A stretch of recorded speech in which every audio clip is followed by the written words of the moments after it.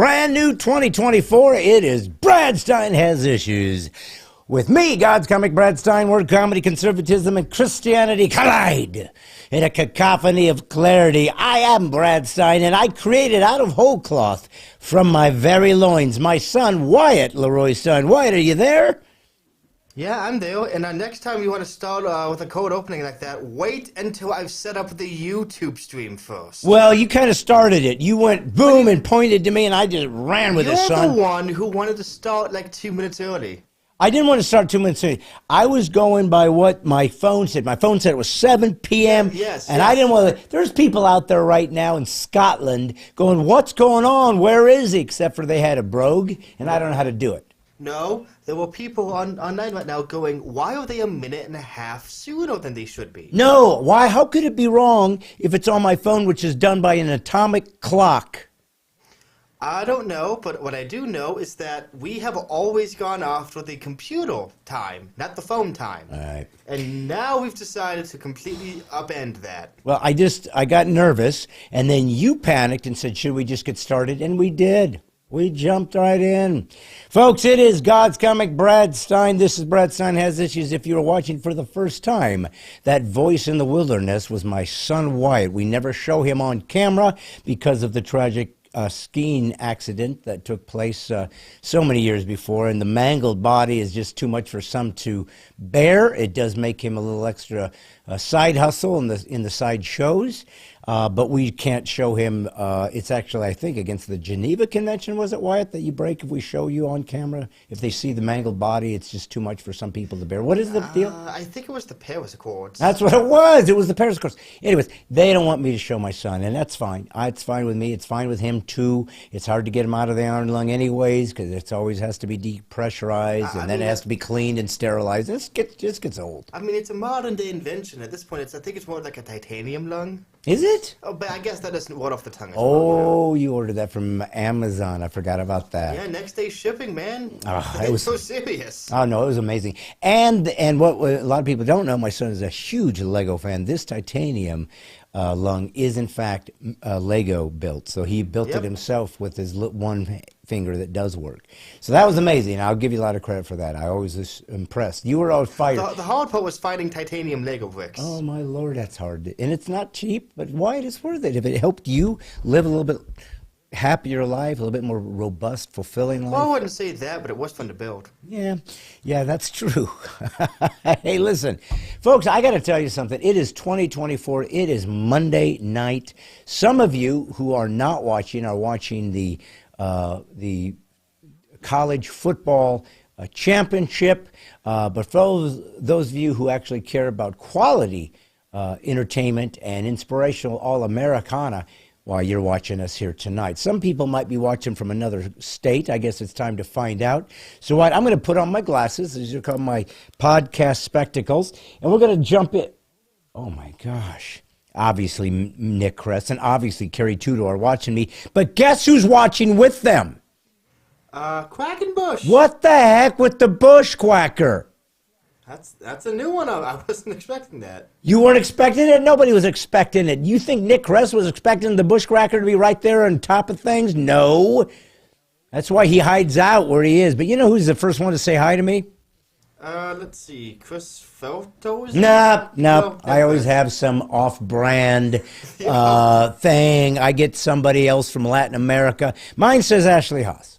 Well, according to mine, it is Chris Feldhausen, which I guess, in your mind, is just the great value version. Okay, well, Nick Kress is Hello Bread and White. After that is Chris Feldhausen. But before all of that is Ashley Haas. You remember Ashley Haas? We had her on the show a couple weeks ago. I had her play because she came out and saw me at a show, and then I had her call in and we talked to you. Do you remember her? Oh, yeah. How do you remember her? What do you remember?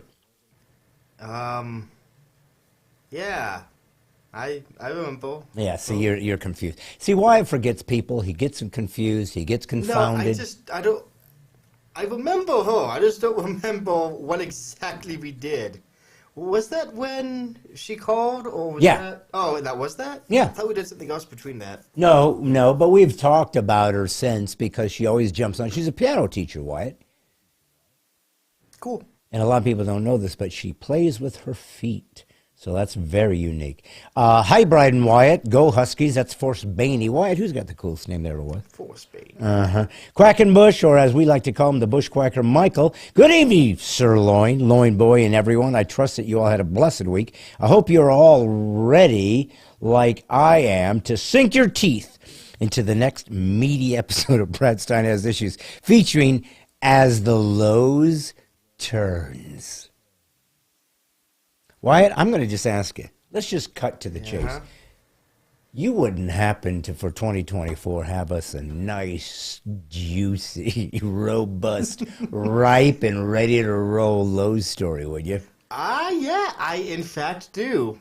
Thank you, ladies and folks. If you're brand new, my son works part-time at Lowe's, and we get plenty of laughs laughing about Lowe's lore, because Lowe's has humorous things that happen, and it's probably $1 billion industry organization, my guess is, but Lord knows how, because the competence is not at the forefront of the Lowe's experience. I'll prove it to you. Let me tell you, the competence is definitely in. Oh, I get you. Let's hear what you got. Okay, so I was minding my own business, going to the customer service desk to get the returns for that period, because, you know, apparently not everybody is satisfied with what Lowe's has to offer. Okay. As I am there, and this is midday, so pretty busy, I notice the customer service people, they are not at the registers helping the customers that have formed a line at this point. They are instead huddled around the desk, and I can't quite see what they're doing. So I get a closer look, and I notice that they are working on a jigsaw puzzle. Okay. Again, midday, plenty of people waiting for help, and they're just doing this. And like a fool, I asked them, "What are you doing?" And without even looking up, one of them just says, "Somebody returned this. We have to make sure the pieces are here." You could have just counted the pieces, you know. You didn't have to spend 30 minutes making a puzzle. Actually putting the puzzle together. Yeah, literally putting it together to make sure every piece was there. Is it like the giant for 4-year-old ones, or little tiny impossible? It was tiny. It was only 500 pieces. And they thought they were going to slap it together real quick before the next guy came in to return his bandsaw? No. They were going to finish it despite the next guy coming in to return his bandsaw already being there. You've got to be kidding me. I wish I would, because boy, howdy, do I not want that to be true. Yeah. All right, so that's fascinating that they would do that. But it sounds like a sitcom. It sounds totally so, because it's just so absurd. But, you know, maybe it's because they don't, and I'm just taking a wild stab. Maybe they don't pay so pristinely that you're getting the highest quality laborers. No, they really aren't. But they have actually tried to fix that. Yeah? I actually found this out. This is a really quick one. Yeah. I found this out about a few days ago by my supervisor. Okay. So we are currently renovating the bathrooms. You know, tearing them down and rebuilding them. Yeah. And apparently, in February or March, they're going to do the same thing to the break room. Okay. But when they renovate the break room, I have been told they are going to be adding a vending machine that makes and serves pizza. And I don't mean pan-size, like personal pizza. I mean actual, like 8-10-inch pizzas from a vending machine. They're not going to give us raises, but a pizza vending machine in the cards. Is it pre-sliced? No. I think it's just an actual whole pizza. You just get, and then you have to figure out. Then you just got to roll it up like a pizza burrito and eat it like that. Oh my God. Can you imagine, son? Yeah, that's New Mexico style, right? All right. Rebecca De Dwyer's here from Bellefonte, Pennsylvania. She's always here. Hello to Wyatt also. God bless you. Thanks. Clara Beatty. Hey, Brad and Wyatt, everybody. Oh, I don't know what this means. Ashley Haas had a little smart aleck remark. This makes no sense to me. She goes, "Nice shirt, Brad." Oh, well, I don't get what the issue is. Like that is your shirt, right? Am I wearing it? I suppose you will. Is it on my show? I In my studio? My Well, mic, my camera, my name on the background? I mean, at this point, you're kind of, My table? Well, okay, the table thing I thought was a gift. My son? Can't argue that one. So I'm guessing it's my shirt. Is it, though? What are you trying to say, son? I'm just saying, given the context of what the shirt is and your history, who's to say that that isn't somebody else's shirt? What, are you trying to tell me this is one of your shirts that... Look, I'm never going to say that that's my shirt. Yeah. But I stole it. Because that's what you always say. I'm not going to say that you stole it. You always say stole it, and of course it's borrowed. Listen, if I steal a candy bar from Walmart, and then I return it 2 minutes later, that's not borrowing, is it? It kind of is. No, it is. Tell that to the judge. You returned it. But you still stole it. So I didn't steal the... Okay, are you trying to tell me this is actually us? Well, let me tell you something what happened. I was in Illinois on Friday night. I was in Moline, Illinois. You ever heard of it? Neville. Okay, Neville. it's next to Davenport and the Tri-City areas, so it kind of connects to Iowa, way west, Really? northwest of Illinois. And Ashley, who's of course a watcher of our show, a fan of our show, she came to see me perform, and she came with her mother. So the two of them, it was a girls' night out, and they were so drunk. But I'm kidding. They're not allowed to drink in Illinois. It's against the law. But that and firearms. But no, she came and she had a little gift, and she said she wanted to give this to you, Wyatt, my son, and it was this shirt. And I felt so connected to it and attracted. You took one look at that shirt, heard the story behind it, and instantly knew it had to be mine. Listen, I got to ask you a question. Now, have you ever met Ashley face to face? No, not yet, no. But you've texted? Oh, a few times. Have you ever talked on the phone? No. Never talked on the phone? No, our generation doesn't really do that like yours does. So when she called here on the phone and you heard her and responded, that wasn't talking on the phone, that was stealing her words? Well, no, she was on speakerphone. Difference. Okay. What about when we were talking from Moline and I called you and she said hi? Was it your phone?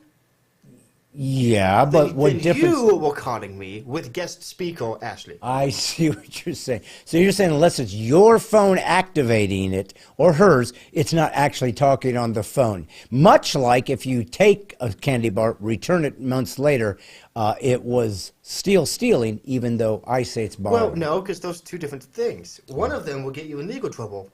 The other one won't. Okay, well, let me tell you something. Ashley happened to be there. She came to say hi, and I talked to her. So, Wyatt, I'm going to give you a chance to see what Ashley's up to. Matter of fact, I've got a little clip. I got it all squared away. Why don't you show everybody out there who's a big fan of Ashley Haas what she was doing at my show? Wyatt, make it happen, son. Okay. Got it? On Facebook? So anyways, I'm Brad Stine Has Issues. I go out of my way not just to perform, but I like to find my fans. And, of course, Ashley Haas shows up every week. She has something quirky to say, something interesting, plays the piano, and always tries to have a little texting with Wyatt. And I thought, what a great time just to say hi. Ashley, what do you think? How you doing so far today? Doing so fabulous that I'm losing my voice. Losing your voice. Have you been singing a lot?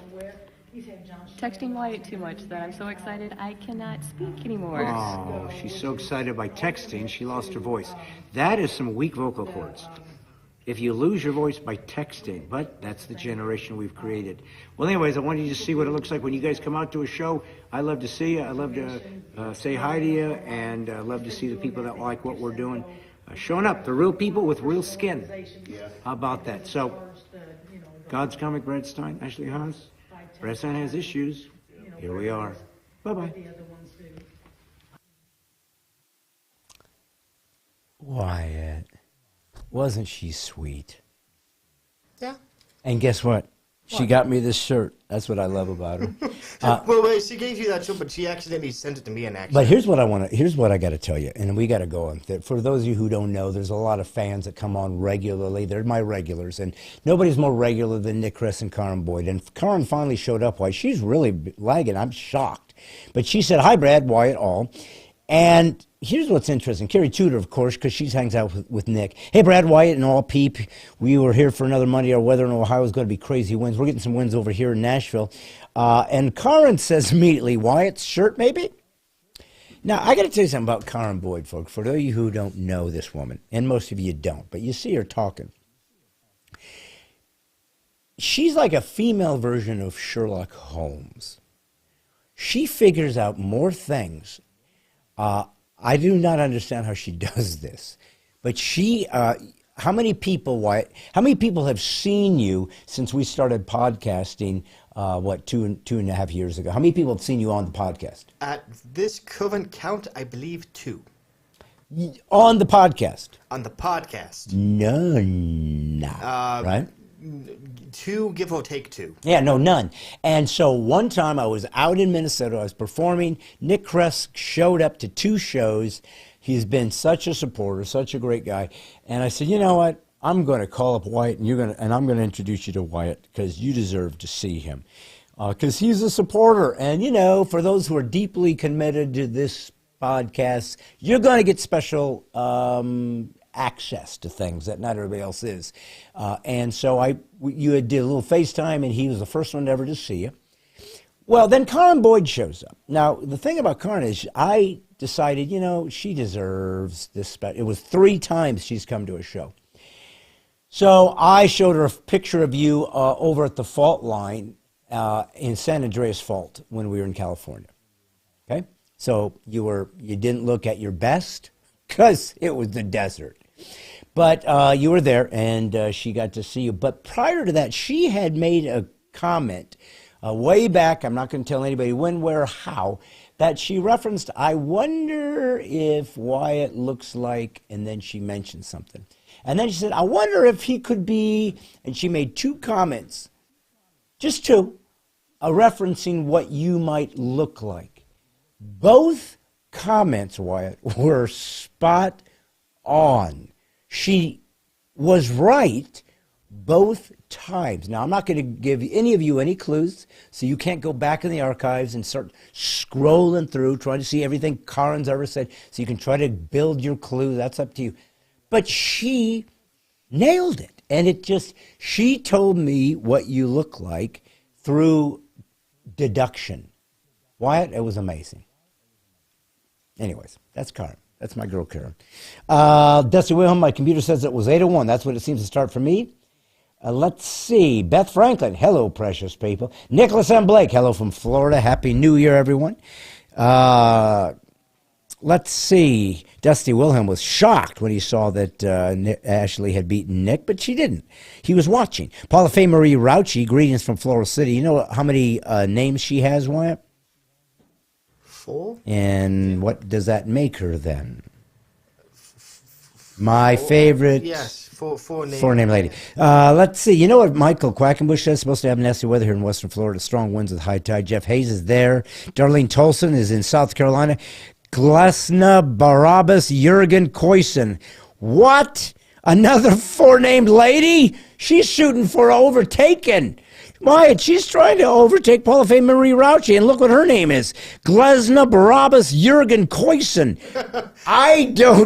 She could win, but I can't pronounce those names fastly without wanting to have a stroke. That's crazy. That's a hard name.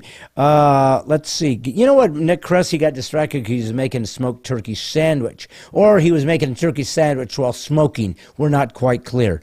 Let's see. Or he was making a turkey sandwich, but the turkey was smoking. You never know. Lola Burnley's here. Hey, Lori.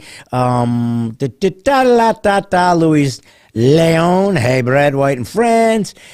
Jim Bronaw's back. Happy New Year to Brad and White. Let's make 2024 a better America. Well, we can try. Karen Walden Yoder, good evening. Ashley House, Lowe's Lord. You got it, Ashley. Sheldon Romero, hi from Cajun Country. Where's Cajun Country, Wyatt? What? Where is Cajun country? Oh, Cajun country. Come on. That is the Caribbean. Okay, or Louisiana. Greg Link. Hi, Greg from Clinton, Connecticut. Hey, you know what Jeff Hayes said? I used to work at Big Lots, so I know how doing returns can be. Yeah, how many Big Lotsians are playing jigsaw puzzles while you're trying to return? Quit trying to jump in and steal some glory. What is it with him, Wyatt? I don't know. Yeah, Nicholas M. Blake. I was wondering, Wyatt, what did you do for a job before Lowe's? As though that's his business. What is it about these probie interviews, Wyatt? It's like he's with the FBI. And you know what the FBI does? Destroys Americans' freedoms and liberties in the name of democracy. Yeah, of course. It was something like that. I was trying to remember the acronym. Yeah. Yeah. Let's see. But yeah, to answer your question, before I worked at Lowe's, I worked at Lowe's. Yeah. But a different one though. Oh, that's right. He was over by that was in Nashville. It was a little rougher area. And then before I did that, I worked at Lowe's. But the other one, the one that I currently work at, but I also didn't not work at then, but I do now. Yeah? Yeah. Why, do you want to hear something really amazing? And I don't like to bring these up, when people are inspired by my life and my commitment, right? But, it's apparently some things just speak for themselves. You know Richard Little, don't you? A little bit. Aha. Well, he said this. Hello, Brad. And that's sweet enough. I was about to keep scrolling, but he said something. He said, I love listening to you. Now, who wouldn't? Why? Because I have a golden voice. I have incredible timing, cadence. I'm attractive. I'm exciting. I always have my unique shirts that I pick up, usually at a dustbin or a Goodwill, Salvation Army, or maybe I'll just get it online. But whatever it is, sometimes I'll even paint them myself, hand paint them, which is what I would have done with this had I not found this somewhere else. But anyways, he said, I have saved many of your videos from social media. In other words, he took my videos without paying royalties. Why? Can I sue him? Listen, in current day America, you can sue anyone for any reason. Do we have the money to sue him? Well, that's another question. Dang it! We'd have to sue him for it. Oh, good thinking. Hey, he said, you have inspired me to try Christian comedy. Why? What is Christian comedy? It's just comedy with a Christian perspective on it. Oh, I was waiting for a zinger, and you literally just said it. Okay. You know what else he said, though? And this is crazy, and it brings a tear to my eye. And it's not because of what he said. It's just because I said on a pine cone. It says, I consider you as my mentor. Interesting. Thank you, and God bless you. Now, Wyatt, I've never been a mentor before, so I feel like it's too much pressure. And now I feel like I can't go on. I don't know how I'm going to follow that. You probably will never. This is probably the highlight of your life. All right. Well, it's all downhill from here. Hey, Aaron Oaks. Hey, I just got here. No kidding, Aaron. Somebody keeps talking about Hawaiian pizza and putting pineapple on pizza. I'm saying no. Let's see. Jeff Hayes, Super Mario Brothers Rock. Let's see. Aaron Hoke says we're the highlight of his week. Let's see. Pablo de la Vega. Hello, Brad. Put a helmet on. It's your show. Yeah, it kind of is. Greg Smith. Hi, Brad and Wyatt. Sean Sirek finally made it. Hey, Brad, got my second beehive today. Nice. It's great. It just was a funny, obscure comment. If he had just said, I got a beehive, it would have been funny. But he said, hey, I got my second beehive today. Now I'm curious. I didn't know he had his first beehive, so it just made it funny to me. It was such a non sequitur. All right, Damon Shelton, God bless both of you. Mine is working okay, Sean. Maybe come back in. So somebody's having technical issues. Angela Winkle, she's a cutie, Wyatt. Oh, Angela's the one that brought me into Moline. Hi, Angela. She's the one that brought me into Moline, Wyatt, to perform for her friend. She had a friend who had a stroke, and she's trying to help him raise some funds. So that's what she brought me in for. And she got to see and meet Ashley and her mom. Let's see. Anybody else I haven't said hi to so we can keep going on with the show? Oh, yes. Denise Kenley. Hello from Natrona Heights, Pennsylvania. Love your show. Thank you. I love it, too. Oh, Sean Sirek. I saw pics on his Facebook page. I think it was him. I don't know. You don't have a Facebook page, so we know that what didn't happen. Damian Shelton, shout out from Yankeetown, Florida. Why, when I grew up as a Dodger fan, what do I think of the Yankees? Well put. Cindy Djokovic Haas. Hi, Brad and White. You know who Cindy Djokovic Haas is? Have you ever heard of Ashley Haas? Did I mention her? Yeah. Well, this woman has the same last name. You're not going to believe why. This is so coincidental. Okay, I'm listening. It's her mom. I don't follow. Oh, it's complicated because you got to know biotechnics and genetics. I don't know like Punnett squares and family trees and stuff. I don't know that stuff. Nobody does. I don't have a family tree. Got hit by lightning, but I'll tell you what, I do have a garden, and I'm proud of it. Richard Little, hello from another Youper here. Deanna Miller slides in, heels on fire. Woo! Made it. Hey, that's a good one, Deanna. Well said. Brian Fight, hi from Kentucky. Karen Boyd's now putting all kinds of crazy monkey faces on her thing. Judy Doubts, hello from Northeast Tennessee. Hello. Let's see. Oh, Claire Beatty, Governor Cooper's called for a state of emergency for tomorrow. What state was she in? I forgot. Anyways. Oh, there she is. Glesna Barabbas Jürgen Koisen, maiden name, married, widowed, remarried, ergo 4 names. Man, she must be a genius. She even used ergo, Wyatt. Louis Leon, Wyatt looks like Brad, doesn't he? Okay. Oh, we'll never know. Ooh, Carrie Tudor, I'm a Walmart cashier. Oh, Carrie Tudor's a Walmart cashier. So if I took a chocolate bar and brought it back, did I steal it or did I borrow it? Only you will know for sure. Benjamin Gregory's here. Ladies and gentlemen, let's take time and give an applause to Benjamin Gregory. One of the first and original Militia of the Minders, one of the first original Mighty 10Ks, one of the first and the originals to start posting links, and then he passed it off to Karen. Good to have you, Benjamin. Welcome, God's Comic Brad Sound. I look forward to returning. I should be back hopefully next Monday. Missing my favorite conservative Christian comedian. Come back to Arlington, Texas. I'm coming back in July, so I'll see you then, Benjamin. Excuse me. I had to, do what I do. And David Kemp, think pineapple on ham pizza. All right, so that catches us up to all the folks. I'm sure we will have more. We got a very special guest on tonight, White, somebody that I've known for many, many, many years. Oh, Jim Johnson said I'm awesome, so I thought I'd just say hi. Anyways, I had to mention that because he said I was awesome, White. And Ched's here too. But something interesting happened. I was trying to figure out. So here we sit. It's 2024, right? And it's first podcast other than last week, but that was kind of like, I don't know, the limbo, thing. It's like launching of the year, but it was just first day of news, so people kind of weren't, dust hadn't settled. This is kind of 2024 is launched. This is a huge year. We all know it. Everybody knows it in the United States that we're sitting here in a presidential year wondering, and it's so sad. We never would have had to think of this before in our history. Can we vote? Will it be counted? Will this be stolen? That's how at least half of America believe that they are being stolen from by a totalitarian regime. Now, if you don't believe that, of course, can think why it's crazy conspiracy theories or people who are just angry or crazy or kooks. And that's something you can think and do. It doesn't help anything, certainly doesn't change anything, certainly doesn't heal anything. And it may not even be true. If you got your way and yet others are watching constant lack of justice for true criminals, I mean actual criminals, I don't think you'd appreciate it.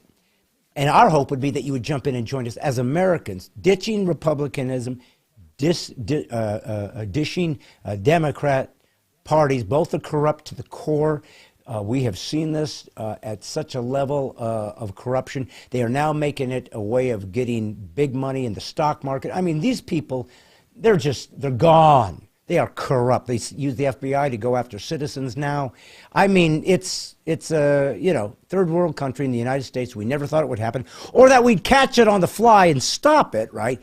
But it's here and it's happening. And because the checks and the balances, what usually used to change things, the Republicans would come in and put us into this. They'd shut the government down at least until they got the border squared away to demand that we are defending ourselves. They don't. That means they're in on it. That means they too go to Epstein Island. That means they too have sexual movies of them that have been held over the head that they've used in honeypot stings to keep them from doing what they should do, or they're just ballless cowards. And I say that on purpose because as a as a man of God, he expects warriors. And so God is very specific in the words he uses. David White, have you ever heard of David? He's in the Bible. Yeah, I've thought about him. You know what he does? You know what he's about? Any ideas about his stories might be? It was the guy with the slingshot, right? He had his slingshot, son. Well done. And he sold it on the open market right afterwards, but he signed it. This is prior to Amazon, I would be honest with you. Actually, it was the real Amazon then. But here's the deal. David would speak, there's a point, and I think it's in Kings, I could be wrong, but he was making a reference point to a man. He wanted to reference men or males. And you know the metaphor that he used to define what he was looking for in a male as opposed to a female? You know what terminology, what idiom he used? It's in the Bible. He said, he who pisseth upon a wall.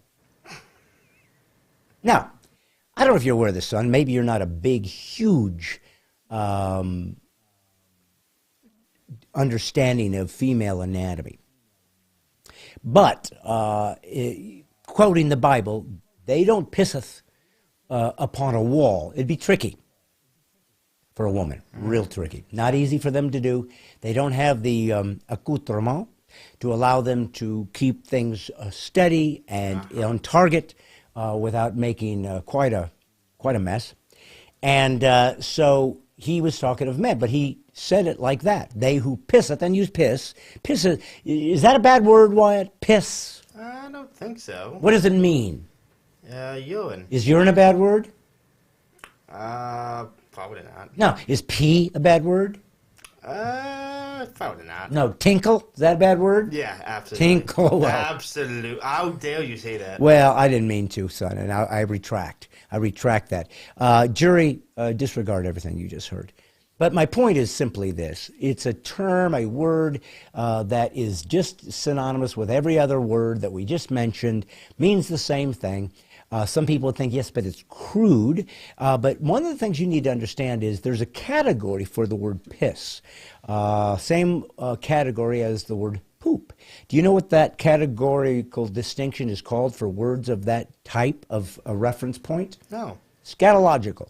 Ah, interesting. So if you ever heard of the term, a scatological term or word, it always references excrement or urine. So it is basically dealing with that type of material. Now, to kids, to children, especially little boys, that's hysterical. That's one of your first jokes is fart or pee or I pooped on your head. You know, to a little boy, it just doesn't get any funnier than that, Wyatt. Wonder why. I don't know. It's just a scatological term that boys find funny. I don't know if girls find that type of thing funny. I don't know if they think it's a hysterical. I don't know. And who am I to judge? Maybe they do, maybe they don't. I don't think so. Because it is kind of crude, but boys find that funny like they find the Three Stooges funny. Now, White, have you ever heard of the Three Stooges? Yeah. Okay. Have you ever watched them? Oh, yeah. Okay.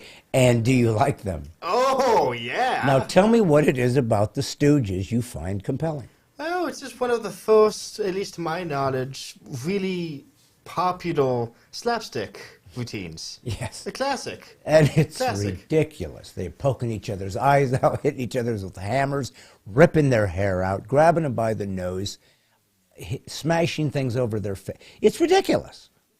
And boys love it. Boys course, yeah. love that type of stuff. Because we're different. This is a shocking assessment. But boys and girls are different. And because of that, we have unique ways of expressing our things that kind of naturally we're drawn to and find. And by the way, not every guy wants Stooges. Not every guy wants to talk about pee. But it just kind of is something that boys find more humorous than girls. Okay? So I talked about the Republicans being ballless because to me that represents, and it always has, masculinity. Testosterone, the ability to procreate, make more, and the ability to have part of where we get our strength, our bone mass, our muscle mass is testosterone, and through the different glandular and or biochemical features that make a man different than a woman. So when one has lost their balls, which we do to cattle, from a bull to a what do you call them, a steer? Is that what happens when you cut their balls? I'm not a rancher. I'm going to be perfectly honest. Though I got to tell you this, Wyatt. Did I tell you that I dated a woman many, many years ago, before I married your mom, which I think is the right, I think that's the right way to do it. If you're going to put a time scale on it and you're married, date women before that. I mean, that's just me. It's my timeline. What? You know what? You got to set a standard. That was mine. That's a brilliant idea. I'm not sure why nobody else has done that before. You know, maybe it's my own little, I don't know, my own little glitch, my own little idiosyncrasy, but that's the way I did it. I decided to date prior to marriage of other women. That's just me. Okay, so, you know, you guys, learn from me or don't. Remember, I am a mentor to one of the guys in here. I forgot his name already because I'm trying to keep talking because this is live and very few people do their podcast live. Why, Wyatt? Because you and I are more... We do our podcast live with most other guys don't because you and I are...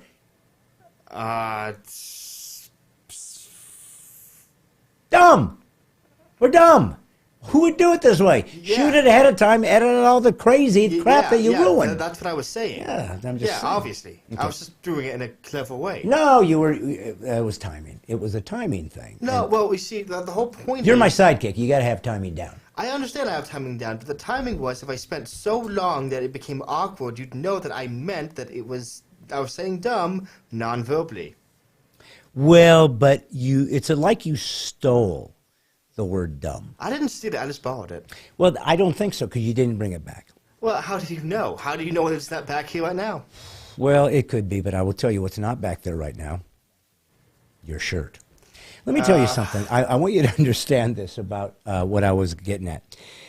The frustration that we are having in America is that we are not having those who were elected to defend our rights and our constitutional privileges, to defend them, to check and balance those who are out of control. Now, I have said this a million times. Yes, the left is controlling the Democrats, and the left are demons. I mean that literally. They are the ones that are butchering babies in the womb, including outside the womb. They're the ones that are mutilating 15-year-old women and taking their breasts off. These are the ones that are fashioning false penises that are fake off of the forearms of young ladies and fashioned it upon them. It does not work. It is the most hideous, grotesque thing you've ever seen. It is a shame that they are mutilating these beautiful young girls who just need somebody to help them and walk with them and love them and tell them how valuable they are, how worth they are, and help they're having mental difficulties at this point, like we all did going through puberty. We had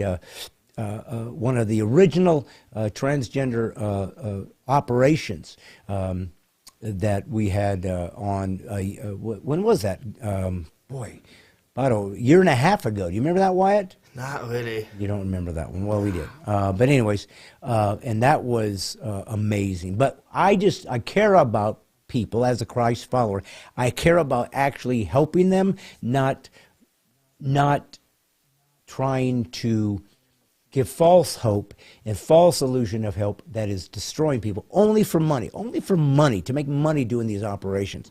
And so it's just hideous. It's crime against humanity. And these doctors should lose their license, and they should be tried for malpractice. They should be, and they should go to prison is what should happen. And it may happen because we're now getting much of this transgender surgery regret, and they're now suing these guys. So it is what it is. You might be the type of person who doesn't want to talk about this or thinks it shouldn't be said.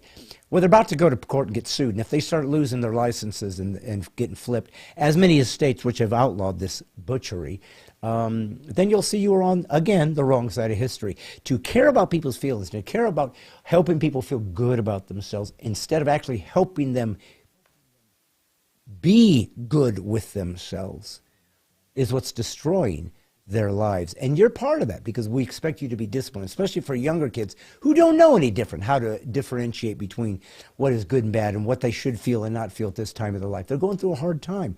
Let's walk them through it. But you know, suicides have been up for the last number of years, for kids especially. They do not have community. They're not taught how to meet somebody face to face. They're doing it all on text now. They have somebody that can follow them into their room. If they've been bullied at school, they can follow them right in there on their phones and in their social media and bully them right to their death in their own rooms. It's a demonic world. It's crazy. And technocrats are facilitating it, and all of the oligarchs and the billionaires who want to literally rule the world. It is a crazy dystopian world, what's already here, and it does seem to be the beginnings of the end of the earth as we know it, as a one world government takes shape, if the World Economic Forum has anything to say about it. I was reading an article today, just a little article about a guy, and I wanted just to quickly mention it to you guys, just so you could understand something that I just think is I just want to bring it up. It was about a guy named William Penn. If you don't know who he is, he started Pennsylvania. He actually is named after him. His name was William Penn. Volvania was when he became a vampire. That's when he got his Volvania, Transylvania, Pennsylvania. But he was a Quaker, and he was a pacifist, okay? So that's the guy who made Pennsylvania. Quaker, pacifist. Quakers are the ones that were at the spearhead of ending the slave trade in the United States. He would not militarily battle the Delaware or the Lenape, that's the Indians, who laid claim to the lands for which he'd received a charter in Pennsylvania. So somebody gave him a charter, this is your land, go ahead and do it.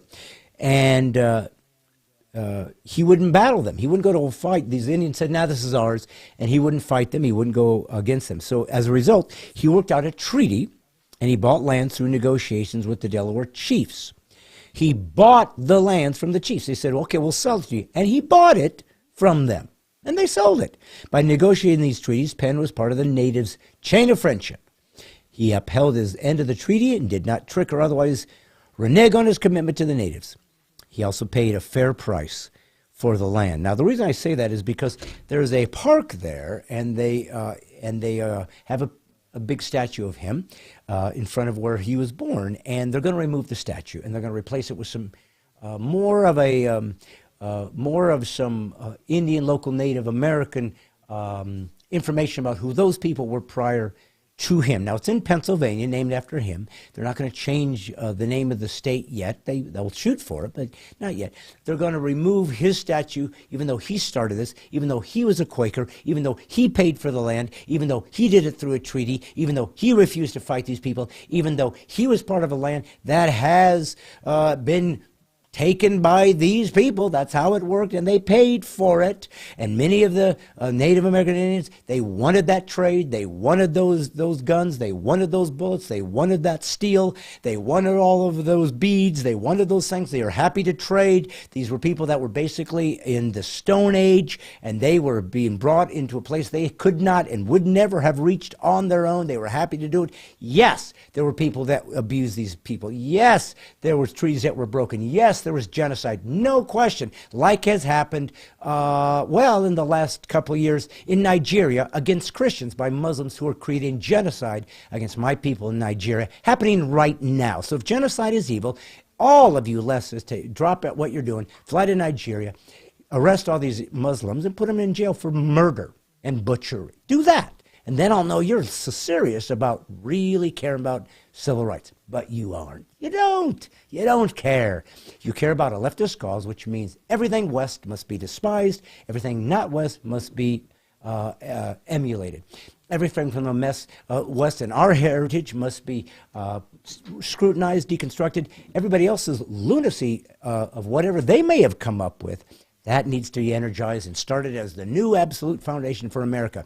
That's called progress. But of course, it's not progress, because progress allows things to happen organically. Then we can observe it and make accurate descriptions and decisions as to if this is a good move or not, so we can alter it. That's not what progressives do. They just say, we're ditching thousands of years of proven history. We're going to make up crap in the fly out of academia, deem it has to be good because we say so. And when it goes south, and when you end up with people with needles walking around like zombies, literally, in basically every major city in this nation, like zombies on meth and fentanyl, and completely destroyed, taking dumps in the street, living, under cars, high murder rates, destroying leftism, Democrat, destroying everything they touch. They will never pay for that. Never, because they're in control of the Department of Justice, they're in control of the FBI, they're in control of academia, they're in control of everything. So they'll never punish themselves. That, my friends, isn't just another point of view. That's pure power. It is evil. So when I joke about people like that, they say, conservatives aren't funny because good comedy punches up, not down. Yeah, well, here's the problem with the left. You're all up now. You're so stinking up. If I try to punch you, I can't reach. I'm punching up. That's all of you guys out there in whatever alphabet you happen to land in. You're in the new status quo, so I'm punching you. That's what you told us was comedy. Whoever's at the highest peak, they get to be mocked and ridiculed. That's what makes comedy valuable. And that's what I do, because that's my calling, to find funny in crazy. It's going to be a brand new America. We don't know what's going to go. We don't know what's going. As of right now, if things do not change, we will cease to exist as the America we've grown up with. We will not be free. There will be complete handover of our constitutional rights to world forums, especially the WHOs and those who want to be able to, at the drop of a hat, decide that there will be no travel and there will be mandatory injections on some kind of virus or crisis, including climate, that they deem necessary. This is treason to any president that will sign that over. That is treason. That is giving away our rights. They have no right to do that. But I brought up this William Penn because this is what happens. Nobody got to vote on that. The Biden administration said, we're taking it down. No, you can't. And this is where the militia of the mind, people like us, the Peasants Revolt, anybody that lives in that area needs to stand up, stand around that, and simply say, you're not touching this. You will not touch this. If you don't finally decide to end this tyranny, then you're going to get nothing. It's going to be taken, and you'll have nothing left. Folks, if you want to be part of the mighty 10,000, that is the militia of the mind. It's just a bunch of people like us, Christians, non-Christians, but people who identify as Americans, the original America, who love this nation, who love its sovereignty, who love the Constitution, who love the freedom and especially the religious liberties that they got because they said God Almighty, the Judeo-Christian God that the West was created on. No, this isn't a Christian nation in that we are not a theocracy, but all of the founders, even those who were not typical evangelical Christians, did believe the Judeo-Christian ethic as the moral standards. They simply did. Yes, they used ideas from the Greeks and ideas from some of the Enlightenment things. Of course they did. So what? All truth is God's truth. If it's true, God gave it. And he gives the pieces to everybody so everybody can follow along, right? He gives clues to everybody so everybody can see him, including his creation. Nobody has an excuse. If you go to hell, you chose to reject his son. That's simply the way the game works. A lot at stake. A lot at stake for whatever the next president's going to be. I don't know how it's going to work. No idea. I don't know. I don't know. You don't either. But we can try to band together, and so I'm going to ask you guys to help. If you have joined, you just go to bradstine.com, fills out your email, fills out, it's $36 a month, $36 a year, $3 a month, and you can join. But I got a new thing. You can now go in and you can join other. There's other categories you can join. There is the typical category, but then there's the warrior level and the special forces level. These are a little bit more expensive, but they will give you access to more stuff. And one of the things I'm going to do is if you will get me 7 people that you will help join up. And that's $36 for a whole year, folks. It's $3 a month. So all you have to do is find a conservative or a Christian or a free thinker or a libertarian or somebody that you just believe loves America. Say, hey, man, you want to jump in and join us and do that. Give me 7 people, and you get to automatically be upgraded to the next level. You don't have to pay for it. We're just going to automatically upgrade you. Now, I've got a shirt coming. As soon as it gets here, Takes a while. I just have to test the paint that I'm going to use to draw on the numbers, so I just don't want it to be bad. Because I have 2 shirts ready to go already that are going out.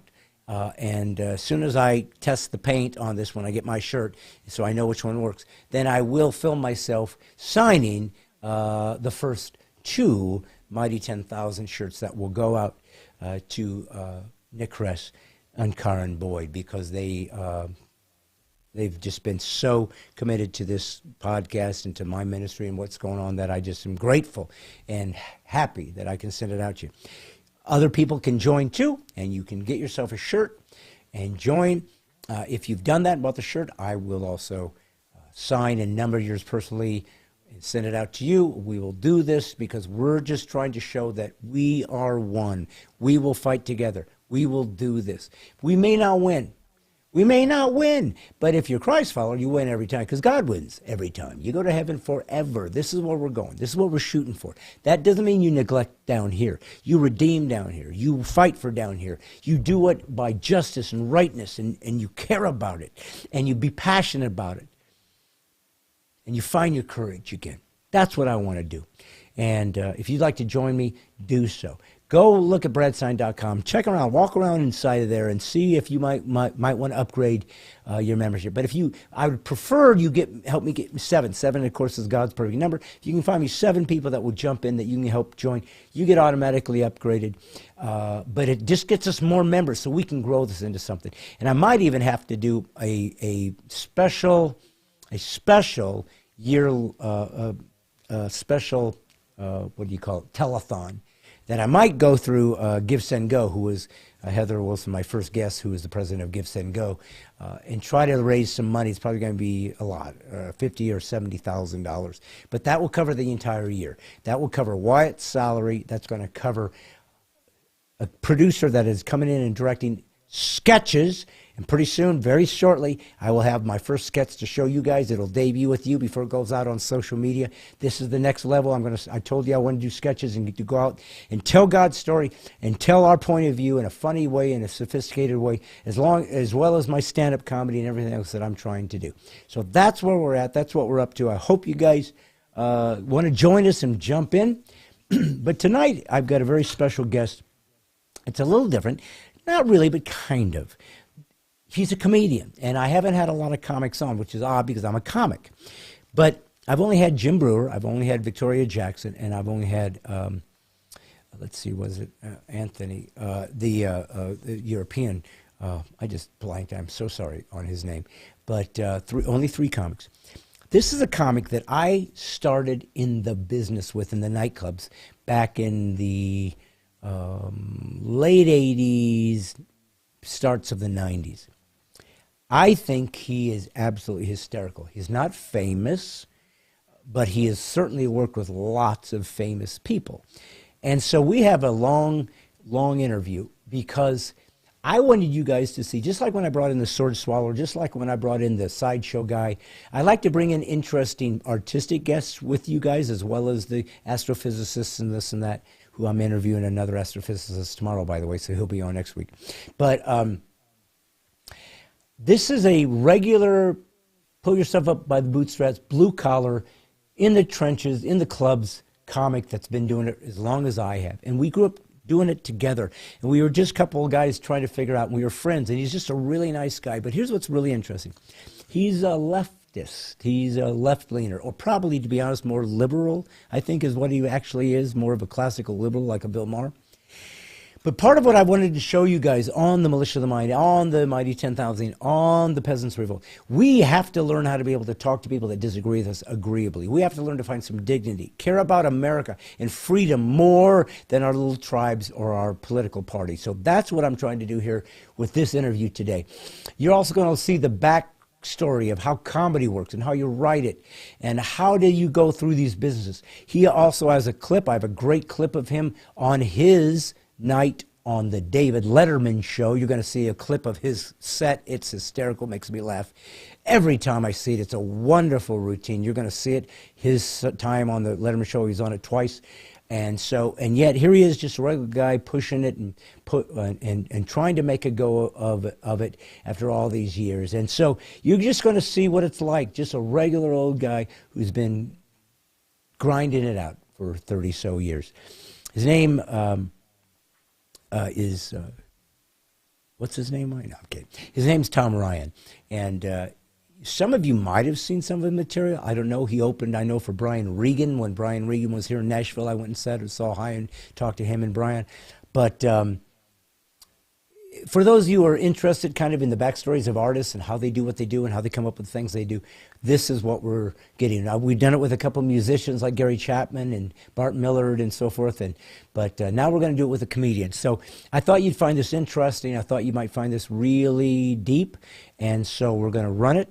And we have some great guests coming up. I've already got a couple in the can and more even coming. So we really got a long way to go. It's just the beginning of the year. So I'm going to ask you to help me. I'm going to ask you to share this as always. Please help me get people on here so we can build the numbers. I might have some interesting things coming up here soon. I don't know. That might help us build our numbers. I'm keeping you informed. You're the ones that started this. You're the ones that have been here every Monday. You're the ones that are keeping it up. So God bless you. Thank you for walking with us this far. And enjoy this experience. And there's no guarantees. No guarantees. I'm just going to throw it out there. It's possible.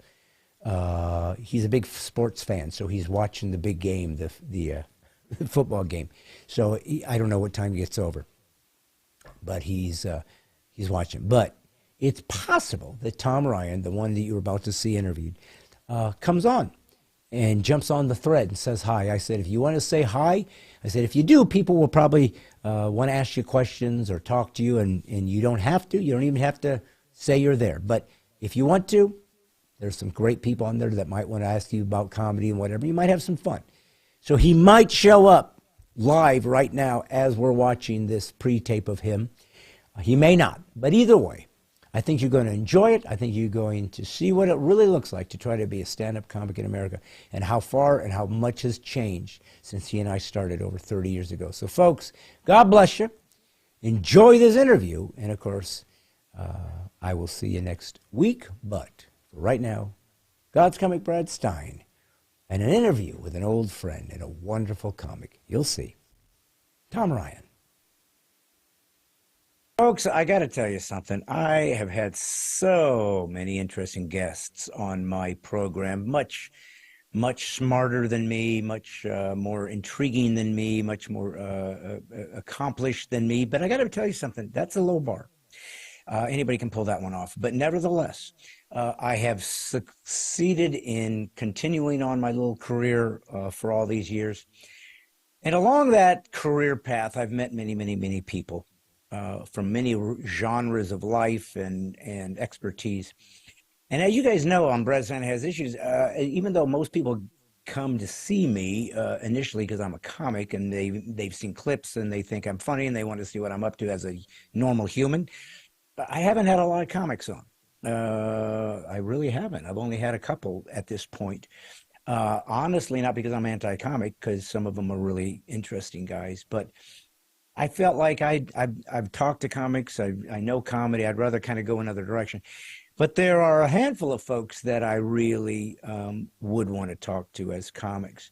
Some of them are very famous, so I'll never get them on my program. And some of them are the blue collar,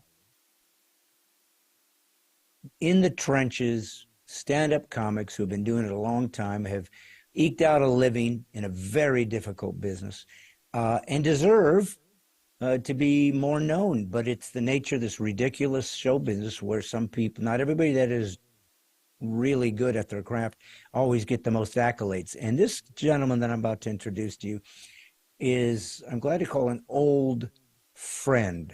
He really is. It's not somebody, it's not like I've spent years and years every day with him. We haven't done Thanksgiving together, but we have stayed in touch periodically for over, I don't know, 30 years maybe. But he's one of my favorite comics. And maybe many of you maybe have never heard of him. Some of you might. I hope you have. But he's really funny. And I wanted to talk about his life, our friendship, our perspectives, just couple comics shooting the breeze because we're interesting guys. Because the truth is, we may not be the most famous comics, but I'll tell you one thing: most of you watching this could not do what him and I have done for a living for all these years. It's hard. And so I'm grateful to have him on Brad Stine Has Issues, and can't wait to get started in the conversation. So please welcome my old comedy friend, Tom Ryan. How are you, brother? Hey, Brad, what an intro. Well, I beautiful. just babble. I'm Beautiful. a babbler. We first met at the Comedy Corner in Tampa, which was my second club. My first club was the Comedy Corner in West Palm Beach. We did the Showtime's Comedy Club Network together. And earlier today, I talked to an old friend who was on that same taping. Rick Corso was on that taping. And I said, hey, I'm doing a podcast later with Brad Stine. He said to say hello. Yeah. And that was 1991. And I remember there was some technical difficulties. The lights went out on Dennis Regan, and the executive producer was a guy named Ken Weinstock. Dana Gould was on it. Rick Corso. I think female comic. Cole, last name Cole. No, wasn't it Wendy Liebman? Was she on that? I think so. I don't know if she was. I don't think so. Oh, okay. Kim Coles, something like that. Okay, that sounds right. Alan Ball, may he rest in peace, and a few others that I can't remember. But that was the first TV I ever did, and I was green, brand new. Me too. Me too. Or two. Oh my gosh! And Ken Weinstock said, Brad will close the show. You had a wild act. Yeah, I did. But the reason I was able to get on that show, because I was pretty green, was Colleen McGarr. Yeah. She had seen me maybe at West Palm. Didn't she run both those rooms? She did. Yeah. She was my manager for many, many years. And your manager? Yes. Oh, I didn't know that. Okay, okay. I knew that she managed Bill Hicks, I think, at one point. Bill Hicks and Dan Whitney, cable guy. That's right. That's right. Right up until she got him, she navigated him onto the Blue Collar Comedy Tour. And Dan, cable guy, and I started together as open micers at the West Palm Beach Comedy Corner in 1986. Wow. Yes. So, did TV 5 years in, and I thought, oh, I'm a pro by now. Yeah. Then having been doing this 37 years, I realized I had no idea what I was doing, but it was working. And isn't it odd after all these years, you've been in as long as I have, we're still learning. And many struggles and on and on and on. Oh, that's so true though, because I got to tell you something. Honestly, theoretically, I shouldn't have been on that show. I wasn't ready. I didn't really know what I was doing. Yeah, but I hear you. I think that it was the unique landscape of cable television that suddenly there was so many hours in the day that needed to be filled with content. Yeah. And the cheapest thing you could possibly do is stand-up comedy. You don't have a band. You don't have to mic it. You got one mic. Everybody reuses it. You got a simple stage. Usually you're at a club, so your venue's already, the set dressing is already finished. There's no money involved. Yeah. And you don't have to worry about copyright. A band, I guess, they probably have to navigate their ownership of their music. And how that can be played. I've never even thought about that till a second. Whereas comedy, which also is copyrightable, I think, but that's always been kind of a messy area of the ownership of spoken word. Yeah. So, yeah. Very messy, as I found out recently. Yes. Yes. With a long story, but that's a long story. Yes.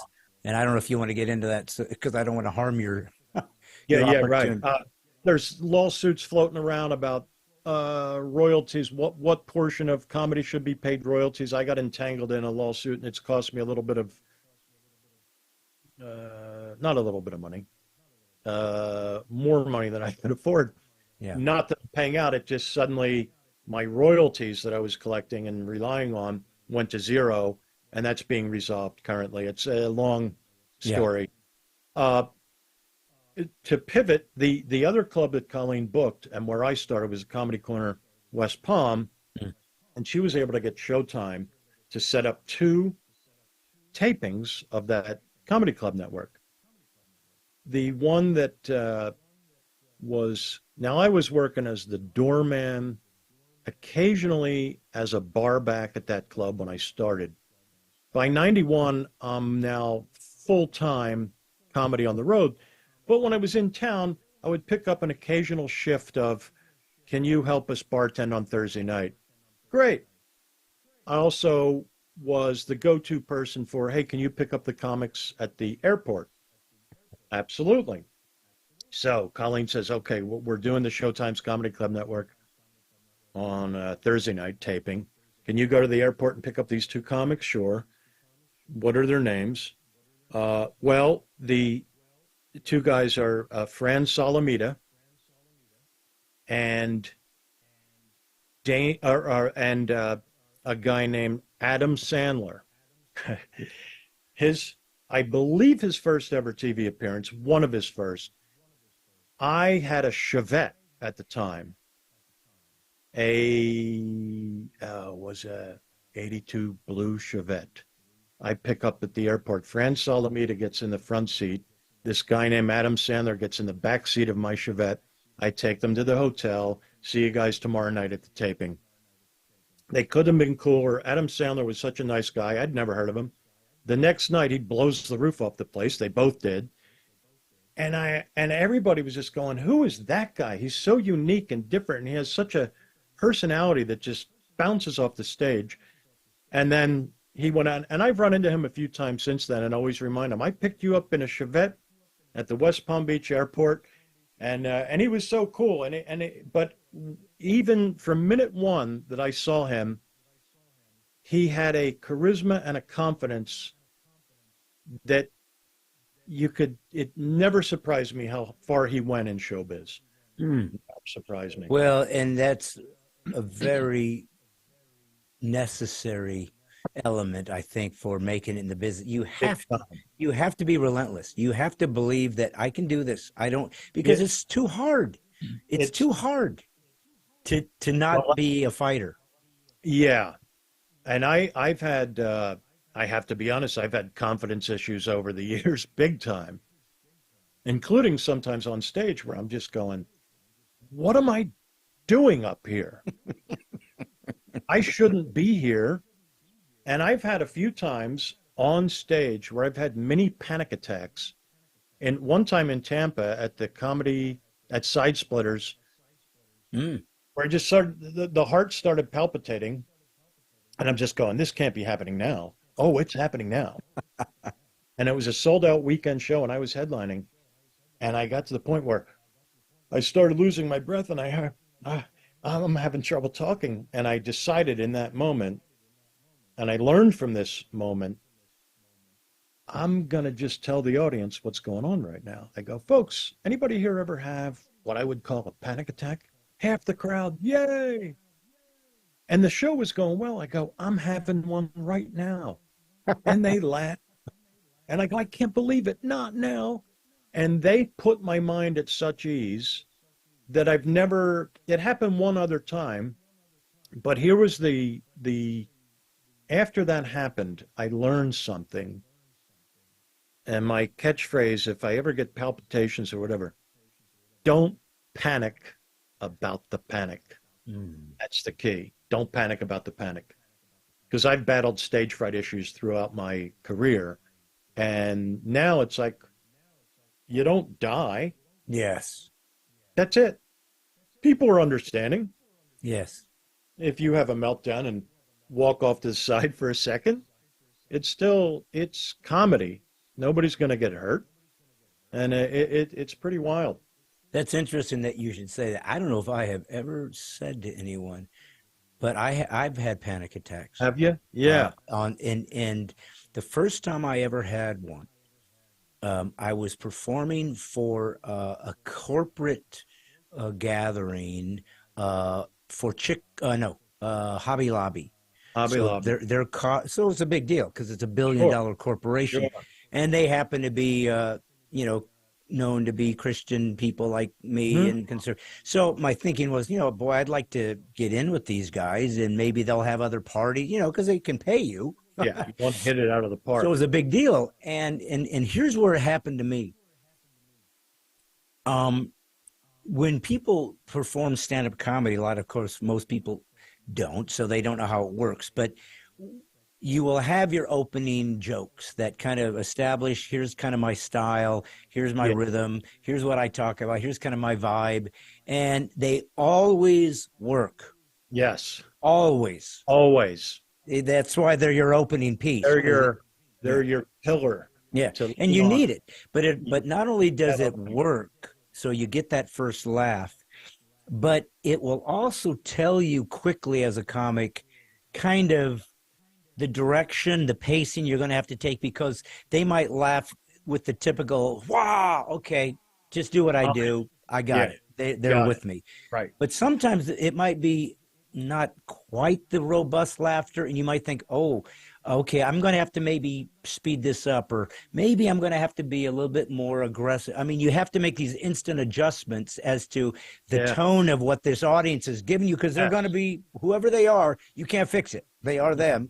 And so you have to do this immediate adjustment, but you can figure it out. So I was doing this show, and I did my opening piece. And again, it was about road signs, like deer crossings. Something I always did. It's in the South and in the Midwest, because it was an easy, no-brainer, simplistic joke, but everybody thought it was about them. Because you'd lie. You'd say, I was driving down the road, I saw this deer cross. They're like, that's on 5. That's on 5 next to the cherry tree. I know. They think you really made it up that moment. And so you got to lie to them. And but it always worked. And it allows you that freedom of going, okay, they laughed, got that first laugh, they're on my side. Now I'm going to start orchestrating them to wherever I want them to go. And I was at this thing, and this is a big deal, and I want to do great, and it's going to be wonderful, and I'm going to be their corporate comic. And I'm on it's them road signs. What's with the deer with the deer? Nothing. Wow. Now it shocking. Never didn't work. Right. Ever. Might be different gradations of power, but this one and I was in Oklahoma. It can't not work here. No, of course. And it just kind of didn't. It is a gut punch. But more in my head, I'm like going, well, holy crap, what happened? And so because I wasn't ready for it,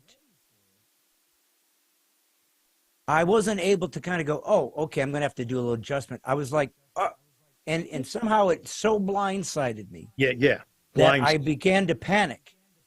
Like, the ground holy crap, that's my setup. If they don't like that, they're not going to. And this all happening internally. Yes. Suddenly, I can't breathe. I'm going to faint. Oh, man, exactly. I'm like going, so in your head, they're all staring at you like, what you got? And you're going, in your head, you're going, I'm about to die in front of you people. And it's amazing. It was the most horrifying. It's almost surreal. It's like it's an out-of-body experience, like what's going on. You're watching this crazy trolling. Oh, it's terrible. It's terrible. But it set a precedent in me that began to. So what happens from then on, and I'm not telling you anything you don't know, but I just never heard anyone else say that they had this happen, so maybe you'll resonate, is the moment you do anything from then on and you start getting a little bit like, I'm not sure if this is what, you remember the panic, and then it starts happening because you remembered the moment, and it's like it's like the monster's coming back, and you created it. Yes.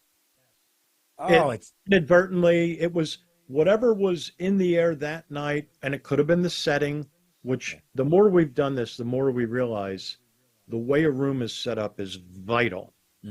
If you have too high of a ceiling, you're in trouble. If the room is echoey, if the background is too busy, I've always found that a really super busy background, they're just looking, oh, look at that. That's a cool color, you know. Yeah. And many factors come into play. If the room is too hot, they've always known if it's too hot in a room, comedy does not work as well. And on and on. Whatever was in the air that night, you got blindsided, like you said. And yeah. And sometimes it happens when you're least expecting it. Your guard is down, but that gives you more resolve to go, okay, every single show, you have to, whatever's going on in your life, you have to gather your thoughts and focus. And sometimes we're simply not in the, I'm just not in the mood to have to go on tonight. Yes. I'm just not in the mood. You don't have a choice. Yes. That's I right. once told an audience, it was rainy. And it was a small crowd at the comic strip where I work a lot in the Upper East Side, New York. And I go, you know what the difference between me and all of you is? You guys wanted to be here tonight. Like, what? You had to fight the rain, the slush, and I was really hoping you guys wouldn't make it say, hey, Tom, sorry, tonight's show's canceled. And I've had that happen too, where a club will call you up. Hey, sorry, we have no attendance tonight, so we're going to have to cancel the show. And you have to say, put on your best acting chops and go, oh. Then you hang up and go, woohoo. Woohoo! I happen to be not in the mood to go on tonight. Well, I Sometimes you're often thought disappointed.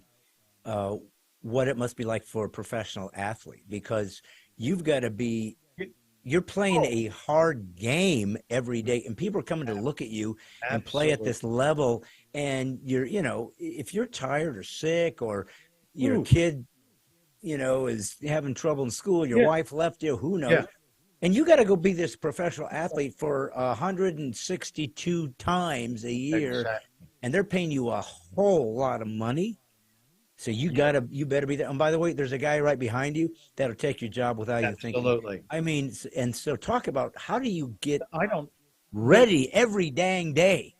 What baffles me, what impresses me about the baseball in particular, obviously football is a tougher. You got to really be ready. You cannot let your guard down, or you get seriously hurt. Baseball, the thing that amazes me about that schedule is the travel. Yeah. The grind of that travel, because we know how much of a grind travel can be. And they're just constantly, and it just go, wow, that's impressive. Yeah.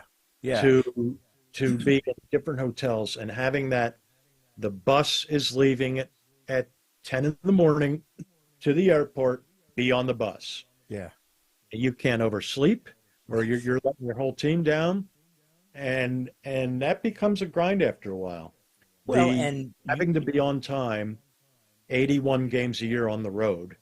No, even home games, you got to be. I'm not in the mood. It doesn't. There's no mood. And now I'm sure, obviously, that's all humans. Somebody doesn't feel like going to pick up trash today. Somebody doesn't feel like, I don't feel like being the CEO today. I mean, that probably happens too.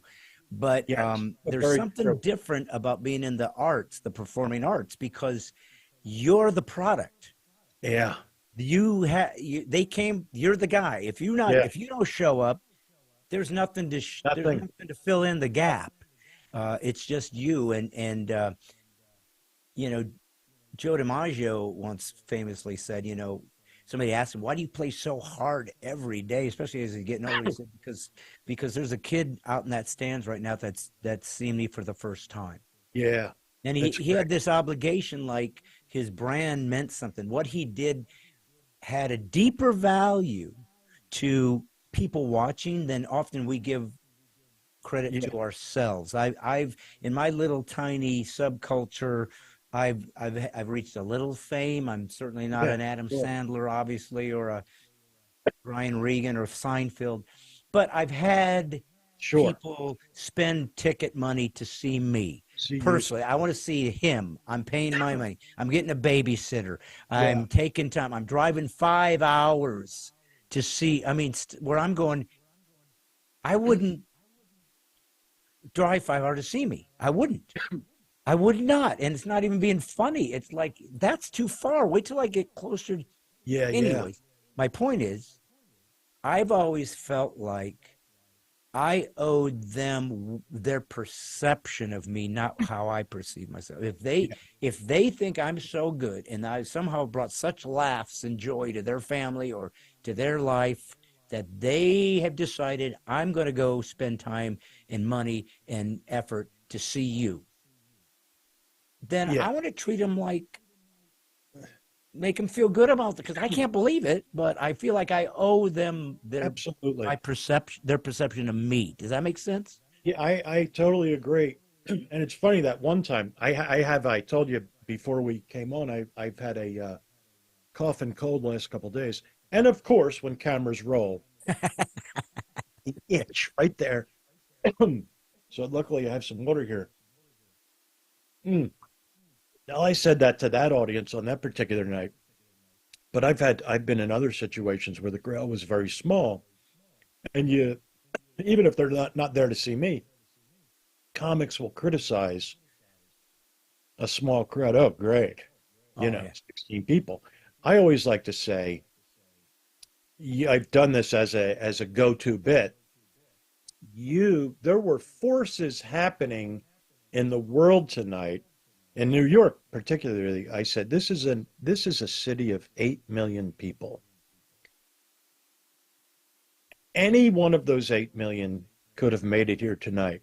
There were forces that prevented 7.999 million from not making it here, but you 16 people made it here tonight.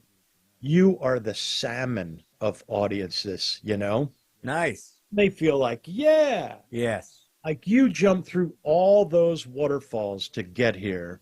So thanks for being here. And then they appreciate, he's not scolding us. Right. So we should be scolding the 7.99 million people who decided not to come here tonight. Exactly. You're heroes of this show.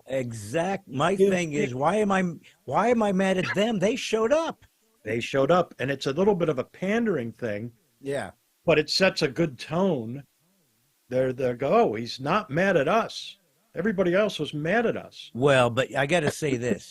I will say this, though. First off, obviously, it's a technical, intelligent move. You're trying to create an audience connection because it's small. It's harder when it's a small crowd, especially if they sit all all over the place. So there's no cohesion. There's no energy force. They're all over. And oftentimes it is kind of the worst case scenario when they get there and there's nobody there. Nobody wants to sit up front and nobody wants to sit. And so they create the worst case scenario for trying to make it a one. And that's when I immediately go into improv. I start doing some crowd work. Yeah. And if you remember me, I was always energetic. Sure. I'll go out in the crowd. I'll do a Robin Williams. Yeah. I'll walk out into the crowd. I'll stand on a chair. I'll look at them. I'll put and it's not so much that it's just, even though that is part of my style. Sure. But to me, it's forcing them to have to engage so they become an audience. I have to make an audience so I have somebody to work off of. Have you ever seen Steve Marshall? Do you know Steve Marshall? Great comic. He's real big in Florida, lives here in New York. Great guy, very charismatic kind of guy. He will leave the mic on stage and start walking out into the audience and projecting and getting everybody involved. And he turns it into a party. And he's just fun to watch. You knew, of course, another one, rest in peace, Vic Henley. Vic was great, and he worked the comic strip a lot. And that's my main club here in New York. And I had heard the name Steve Marshall for many years. And Vic Henley one night about 6-7 years ago, I'm about to leave. He goes, "Hey man, you got to hang around. Steve Marshall's closing the show. You got to see this guy, man. It's a spectacle of just joy. You got to see this guy." And I go, I'm going to hang around. he blew the roof off, got a standing ovation, and he's such a kind of an exuberant type person. And then I, went over to him, said, "Hey, I've known your name for years, never got to see. I've heard about you, and that was so much fun." And then we've run into each other a bunch of times since then at the comic strip. He's a great guy, but he'll do that on a small crowd, break the wall, go out into the audience, get people involved, never insulting, poking a little bit comedically, but never making people feel uncomfortable. He makes them feel like heroes. Yes. We'll give them nicknames throughout the show and this and that. Yeah. It's very and I mean, I've done that too. And I mean, I don't know if comedy, as you're learning stand up, it's got to be a composite of watching other guys and learning from them. It's got to be some of your own experimentation, but laughter works from a formula that must be inherent in the human. I mean, whatever makes us laugh, there must be some very specific, probably a handful of reasons why we laugh. That is, we're just replicating that with our own style. Yeah. But it must not be that complicated, right? But it's funny when you say things like, the guy gives a nickname and I have a routine and I see it was always with a teenage kid. And I would make fun of how they don't know what it was like growing up in America when it was hard and tough. And, me and me doing my conservative thing. And I would say, "How old are you?" "I'm 12. He's 12. Listen, 12. And I just would call him 12. Well, yeah. So, but 12 doesn't know because 12 didn't grow. See, I grew up, 12 didn't have airbags. I had, I mean, he had airbags. I didn't have airbags in my car. I grew up, he had a mandatory seatbelt. 12. So anyways, and from then on, they'd always come up and say, "Yeah, he's going to be called 12 from now on." It's like he comes in. All I did is I just refer to him by his birthday.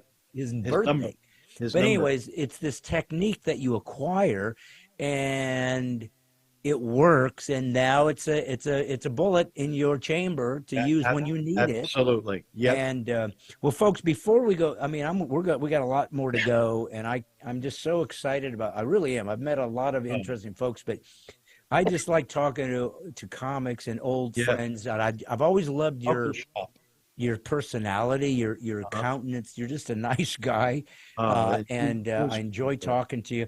But we've already spoken for 20, 30 minutes. We've already brought up some other comics. We will bring up some more. It's important. Sure. A lot of people that watch this show enjoy comedy because they came because they liked me. And so I want to talk about all the different comics and influences and the whole craft of it and whatnot. But folks, I want you to do something that you wouldn't have necessarily known. And that is, I want you to see with your own eyes and ears why I wanted to talk to Tom Ryan. Now, he's a friend and he's a very, very talented comedian, but I want you to see it. Because I can tell you somebody's funny all day long. He just mentioned this Tom Marshall guy, whatever. Sounds interesting, but I guess until I saw him, I don't know what you're talking about. It's like, okay, whatever that means. Okay. Then you see it and you go, it's like seeing a rock band live. That's what it's supposed to sound like. Live is always the key. But I've got a clip that he sent me from the time you were on David Letterman when he was still one of the top late night hosts. It was his folks. It was his clip that he has compiled to help him acquire work. So it's his reel. So we did clip it down just to the Letterman part because that's the part I want. You don't need all the promo part, right? Not that I didn't want to have that, but I want him to see that set because it was so wonderful. But anyways, I want you guys to know how good this guy is. So when he begins to talk about comedy, you'll understand he knows why. So here's a clip from when was this? This was, what's the date today? Is December 18th. This was, I taped it on December 20th. Ready for this date? 2001. Whoa! Wow! I didn't know it was that long ago. So 22 years ago. 22, which is impossibly. I know. It is. It is. It was about 8 years ago. December 20th of 2001 on David Letterman, when we were all much younger, 22 years ago. You're going to see Tom Ryan, and you're also going to see how evergreen and powerful this bit was, because it still holds up. Let's take I a still clip. do it. Yeah. Here we go, folks. Tom Ryan. Please welcome Tom Ryan, everybody. I've always wondered how the Morton Salt Company makes any money. How long does it take you folks to go through one of those big blue drums of Morton salt? 5 years? What'd you pay for it? Quarter?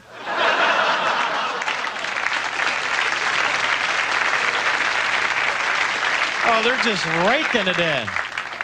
I mean, even if you're a lifetime customer, they're going to make, what, $3 from you? If they do everything right. Because really, in the last 5 years, I've had 3 cars, 4 apartments, 1 Morton Salt. And I didn't even pay for it. It was handed down to me from my grandmother. That metal chute was a little damaged. So I had to take it into the Morton repair guy. $30. That's how they're making their money. I think the people at Arm & Hammer Baking Soda used to have the same problem, because we were using, what, about a teaspoon a year of baking soda at the most? So they got together, they had a meeting.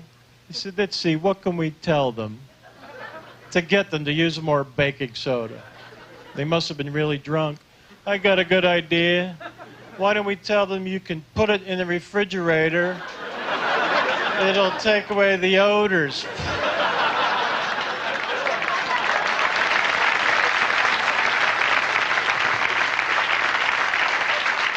Oh, that's good, man. That's real good. I got a better one. Why don't we tell them you can brush your teeth with baking soda?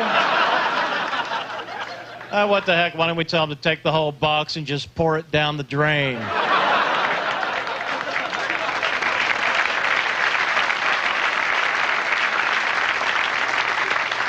Remember that commercial? They actually told us to pour it down the drain to help keep the drain smelling clean and fresh. No other American company had that kind of nerve. And we believed them. We're over there, really? You buy it, then you pour it down the drain? All right.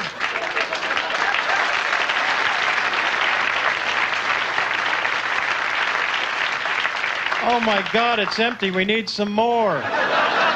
There's some in the fridge. Get it. Helps keep the drain smelling clean and fresh. How often have you walked into someone's home? Oh man, is that your drain?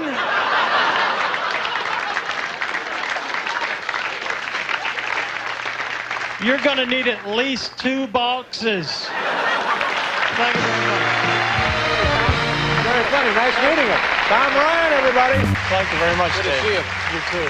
Have anything else about salt? Yeah, I love salt. I'm an expert, I think. Really? And Morton is my favorite of all the salts. How many people are in the salt game? A lot of, not many. It's very, there's a few, but people call me up sometimes and they say, Tom, I'm in the market for some new salt, Right. and I'm in the information gathering phase of the process. What do you recommend? Yeah. I'd say, well, you might pay a little more, but I'd go with the Morton.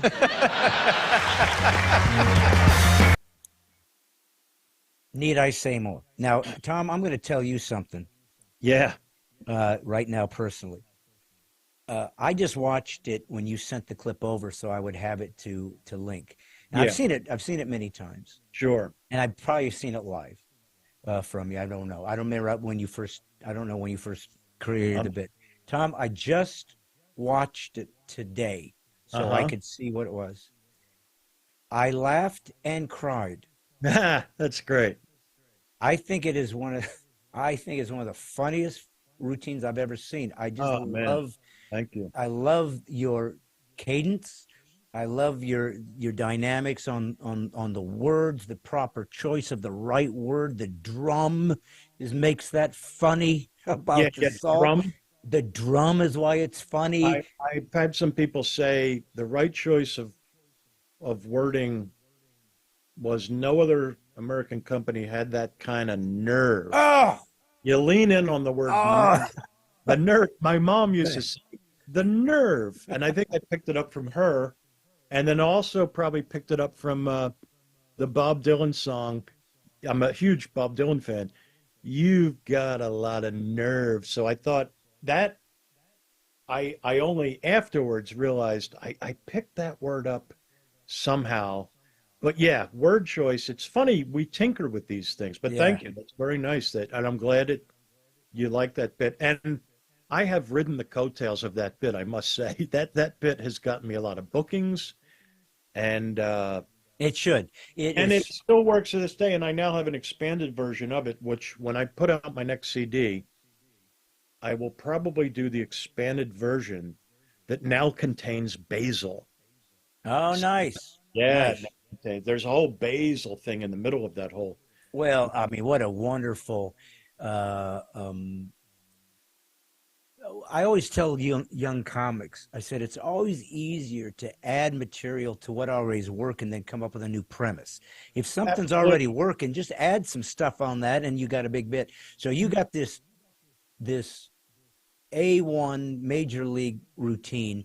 So for you to find other, I don't even know, ingredients or products. Yeah. It's kind of like, it's almost like cheating. Like it's going to be easy for you to grab some other funnies out of that because your setup was with them. It was so powerful. Momentum is already going. And somebody, and it is funny how we pick up little tips by osmosis, just being in this business. Somebody once said that years ago, a bit is never done. Don't ever think of a bit as done. You can do it the same way for 10 years in a row and it works great. But if you think of something else that fits into that routine, put it in there and expand it. And it's funny how that bit evolved because I had the bit about Morton salt. And I think I had started doing the thing about Arm & Hammer baking soda later this is when I was first, starting the middle. And a comic in Florida named Todd Vidham said to me, he goes, those are so related. Why don't you combine those? I go, oh, you're right.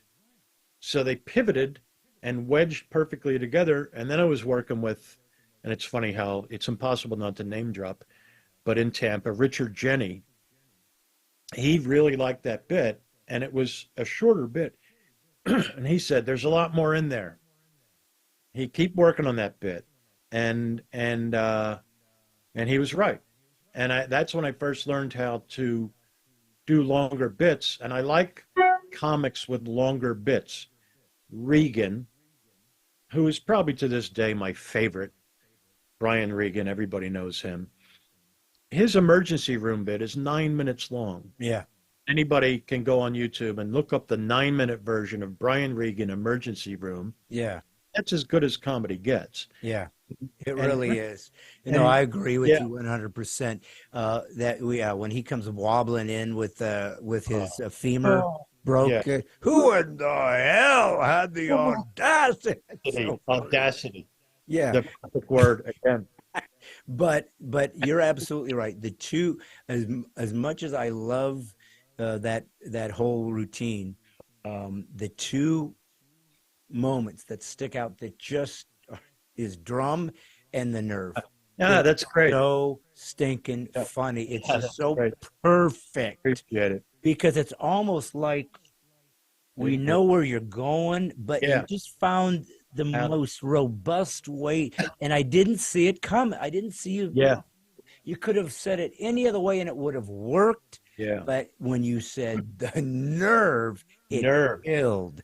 Perfect. Love it. It made me cry, and I don't know if I'm an easy laugh or not, but I don't laugh unless it's funny. Let's put you like that. Yeah. I'm not going to laugh to make you feel good. I'm going to laugh because it's funny, because I like laughing, but I want you to earn it. I want you to earn it. Sure. And, I'm wondering about, maybe people will find this interesting that a couple of comics are talking about this crap, because any more than I would love to listen to a musician talk about how they write songs. It interests me because I can't do that. So what do you think? I mean, so do you think that there is I was trying to think about this. For one thing, you said a bit's never done. And that's true. I've realized, I mean, at some point you almost feel like, oh, it's too late. I've already sealed, especially if you record it. I've already finished that bit. I guess I can't play with that anymore. But live, you can. Yeah, right. Or you'll get frustrated because you come up with some new stuff and you go, oh, I've already recorded it. I'd rather have done it. Well, now can I do it again? And it's too late. Right. It's fine, especially if it's something that happened to have a little bit of a signature of you on it. Exactly. You can't kind of screw with it because it's kind of like that's done. You can't get. But yet I have done 2 or 3 albums, and I will call them albums until I die. Sure. At least 2 where I did applause. I made a joke about applause. It's like, why did we applaud? Well, who came up with that idea? That? And 2 different sets with 2 different angles to applause, because I started thinking about it and I just thought there was something funny there. And I wanted something that kind of opened the show up with something we all are going to do so it'll fit. But Seinfeld, I read his sign language, I think it was, or something years ago. It was in Wilson. What was her name? She used to book Seattle. I don't know if you ever worked up in there. Never worked Seattle. Okay. I mean, I have since, but never worked a club there. Pat Wilson. Pat Wilson. And I remember that name. Yeah. Yeah. Anyways, but I was at her house, and in fact, she took me to a Bill Cosby concert when he was there. So I saw him live. But I saw his book. I never read it, and I started looking through it. And when I was reading the routines, it was what I realized about Seinfeld was how meticulous he was with detail. Very meticulous. He was talking about dummies. I just remember reading about the dummy. He said it would always have the cuff was a little too high, and there'd be that little slit where the sock was. And I'm thinking, how does he? That's true, but I've never tried to break down each tiny, and yet how funny that is that you found everything. And so what it taught me was milk more. There's more here. And that's what it reminded me of when you said that about your Morton Salt. Right. And that's what Brian Regan is so brilliant at, is that somebody said he can always find more chicken on the bone. When you think there's nothing left in there, oh no, watch this. And he can find little minutia, and that it ends up not being minutia. It ends up becoming the big laugh. So are we laughing because so much fun to watch? Are we? So let's think about this as comics. Well, what are we are we laughing at the same thing that the audience is? Obviously, there's certain things we will appreciate that they don't, because we know the craft of it and how difficult. But why can he see something, or anybody that reaches certain status? George Carlin, a Seinfeld, maybe Gaffigan. Gaffigan seems like I don't even want to watch him because he like burns every premise. I get sick of it. It's like, can you save something for the rest? I had what I thought was going to be a great bit about blubber. Number one, it's a funny word, blubber. And I was starting to work on it. And then Gaffigan came out with this great bit about blubber. And I go, it's just going to appear that I'm just taking and they said blubber is good for mental health, and it can possibly help cure depression. So my angle was, I don't think it's what's in the blubber. I think it's just saying the word blubber puts a smile on your face. And if you say to someone, could you pass the blubber? throughout the meal, you're going to release endorphins just by saying the word blubber. I don't think you need to, or just walk around saying blubber. And it's one of those words that is, it sounds like what it is. Yeah. Blubber. Yeah, right. Same with plunger. Plunger. Yeah. You know what a plunger does, Right. but the word blubber. And then Gaffigan had this routine about blubber. I just go, oh man. And it was great. Well, you know what? Great. I think his wife helps him write too, doesn't she? Yes. Yeah. Jeannie, I forget her first name. Yeah. So I say that to give myself some recourse as to why he's so prolific. Yeah, well, he's got an extra writer. If I had somebody writing half mine, just to make me feel better about myself. I agree. His work ethic is astounding. When I first moved to New York from Los Angeles in 2006, I think it was Colleen who got me she goes, I got you a 2-week writing job. Jim Gaffigan is hosting the Movie Trailer Awards show, and it's an online thing. He's the host. He needs joke writers for his monologue and for segments. So I was hired to work with Jim, and I think he had one other writer that he hired. And it would be, okay, meet me at my apartment at 10 in the morning on Monday morning, and we'll sit down and we'll hash out some jokes.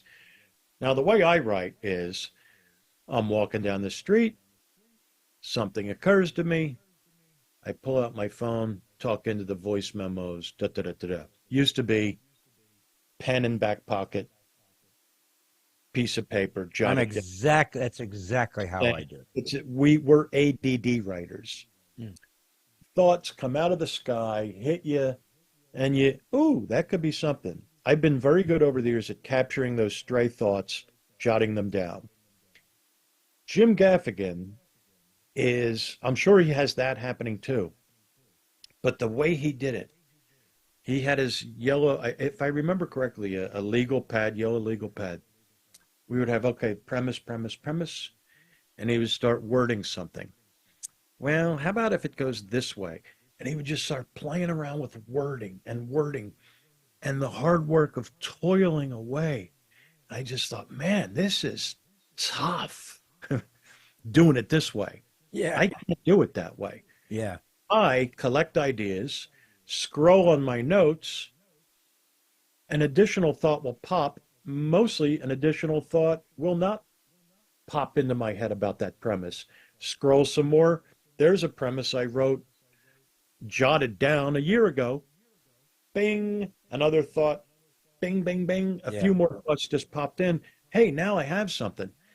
But he had, what I noticed was a drive and a discipline and good organizational skill. I'm the exact opposite. And if we compared notes to our two accountants, they would say, yeah, you do have different approaches, and it shows in the bottom line. Yeah, right. Well, and of course, Seinfeld is notorious for saying the same thing. Gets up every day, gets his yellow pad, gets his big pen, I think, and writes for an hour or two every day. Yeah. And he really ruins it for the rest of us. Like, oh man, well, no wonder I don't have a sitcom. I know. Obviously, it was the yellow pad and the daily writing. But I will say this: I've written 2 books in my life, and the first time I wrote it, it was just to see if I could do it. Now one was a more of spiritually led. I mean, it had humor. Yeah, it's called Being a Christian Without Being an Idiot. And I so remember. I think I saw you promoting that somewhere. Yeah. So it would use some of my material comedy, but then I would go off about something I wanted to explore in a spiritual realm and Christian realm. Yeah. But the other one was in 2004. I had that's when the New Yorker did a big article on me in 2004 called God's Comic Stand Up That's for the right. Lord. That's how I got that name. But it Yeah. was a New Yorker, and I mean, it's like I mean, that was my Letterman. Well, yeah, I'll, yeah. I'll never get Letterman. Obviously, I'll never get Carson. But I had an 8-page profile in the New Yorker Yeah. magazine, so that's A, pretty cool. a big moment. Yeah. Yeah, and it did get a lot of attention and it got me a book deal, for example. That's tremendous. But it was, and at that time it was 2004 Bush Kerry campaign.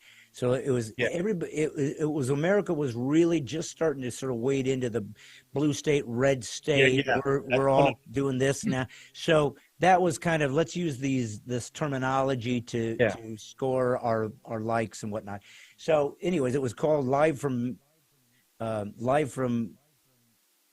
Middle America, Rants from a Red State Comedian. So it was just basically trying to say, but the whole article in New York was kind of premised on, can you be funny and be a conservative and a Christian?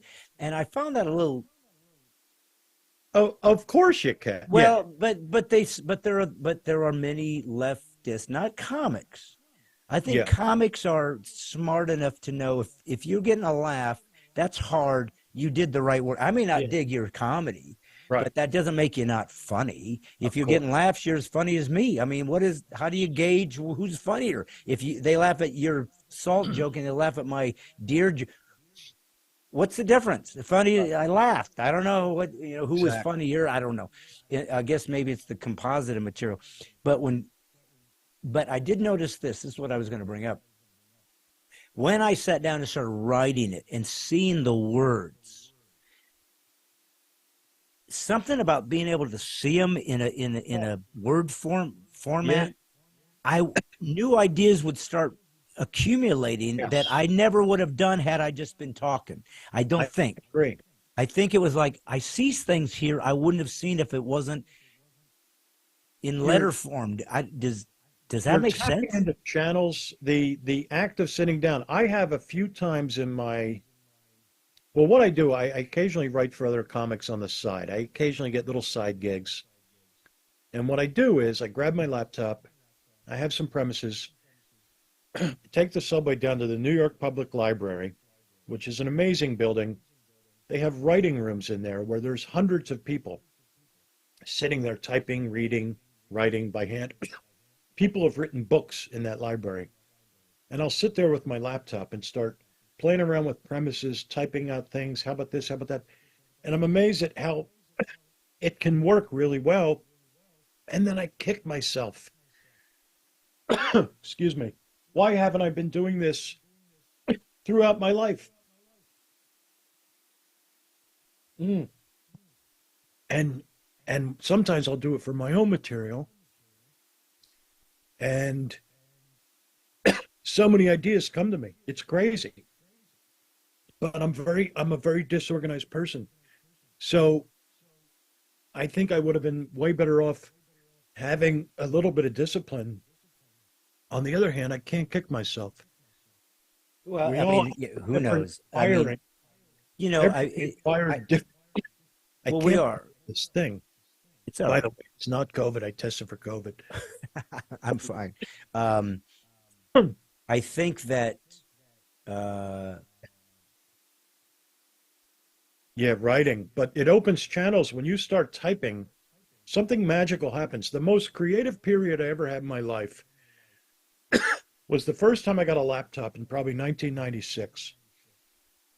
Not a laptop, a computer with Word on it.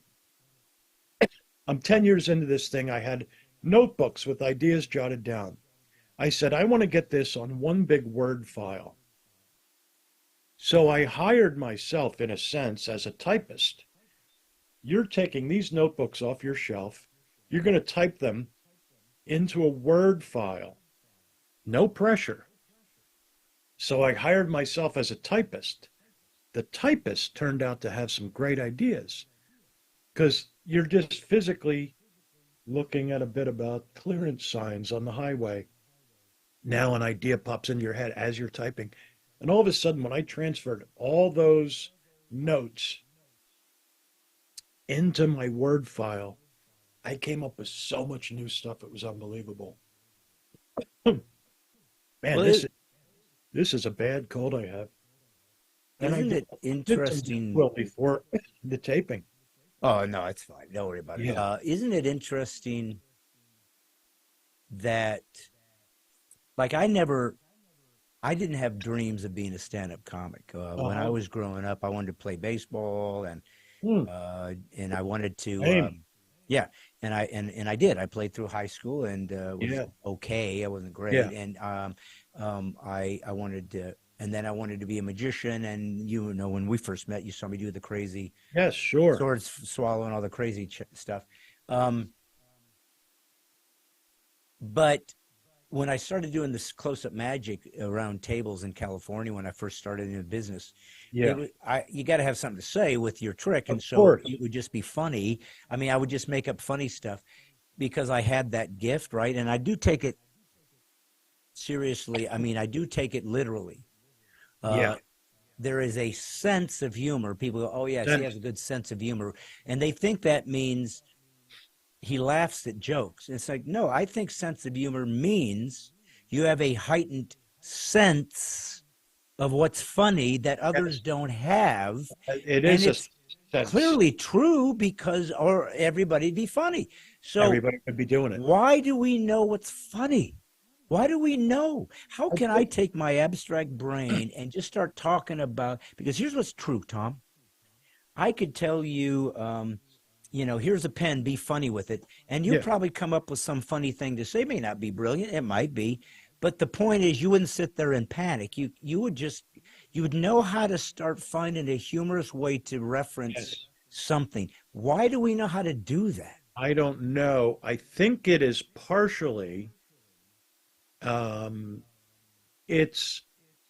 think the wiring required for comedy is to have a little bit of a drifting mind, a mind that goes off on tangents and sees connections.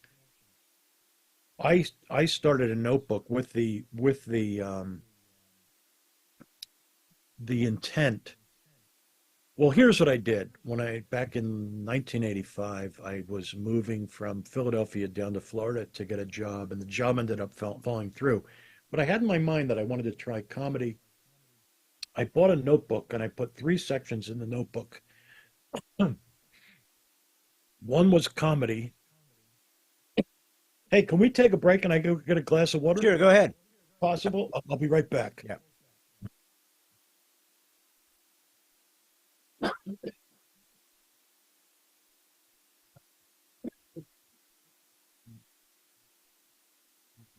An hour in. I'm trying to see if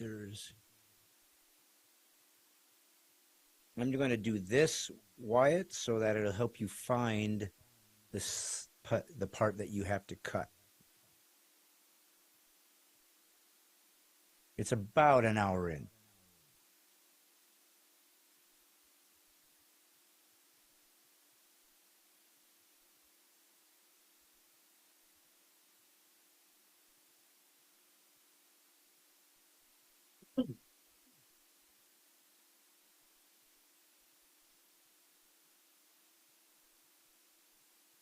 Okay, I'm back. Yeah, no sweat. Good. You'll be able to edit that. Good. Yeah. So what I was saying, I bought a notebook, and it was a 3-sectioned notebook, and I said, I was working in insurance. I don't want to work 9 to 5 anymore. So I set up 3 sections in this notebook. Inventions, movie ideas, comedy ideas. And I just started jotting ideas into this notebook. And I noticed on my page, my invention section, I had about 2 ideas. One of them was an ashtray where the cigarette will never fall out of the ashtray, some weird, super safe ashtray, a couple movie premises. And then after a couple months, I realized, wow, that comedy section is really filling up. And it made me realize that's where my mind is taking me. Go over there into that weird comedy, jotting things down, and I'm starting to watch comics on TV going, yeah, how do they do that? I remember a few times when I first saw Stephen Wright on Carson, I had a little inkling of I want to do stand-up someday. I remember seeing him on Carson, and I was still working a 9 to 5 job. I couldn't believe how good he was. I was exhilarated by how great he was and inspired, but I was also kind of depressed over, oh, well, I could never be that good, and I could never do that. And I remember going into work the next day, and everybody in the office that I worked with, hey, did you see that guy last night? Yeah, that guy. And everybody was quoting his lines. And I remember thinking, man, he did it. And he became famous overnight off of that first Carson appearance. And then, but by then I was starting to jot ideas down and starting to listen to albums. And I remember I listened to that Stephen Wright album over and over and over again.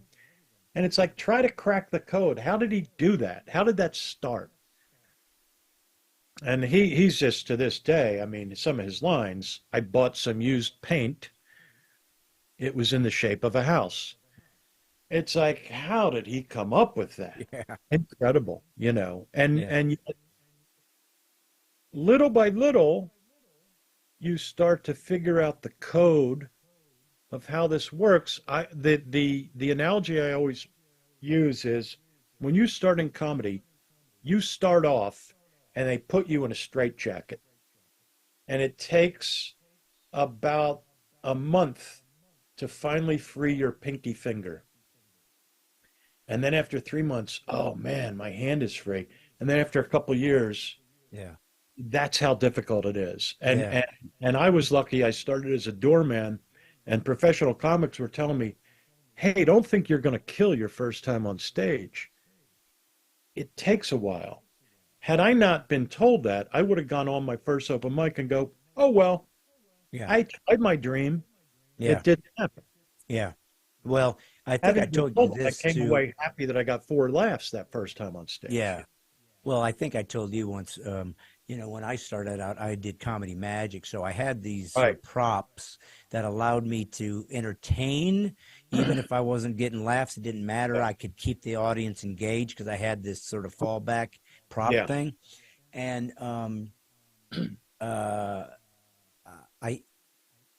I remember, thinking to myself, I got to be energetic. I got to be high energy because I had to make up for not having the goods. I just didn't have the material You monologue hadn't yet. started writing yet. Yeah. Yeah, so I had to make up with, so I created more of a personality and a character and a delivery system to overcome, and that's my F word. I don't curse, so I had to find other ways to be dynamic and shocking and whoa. So, and I had magic tricks, so I had things to keep me on stage basically and get paid.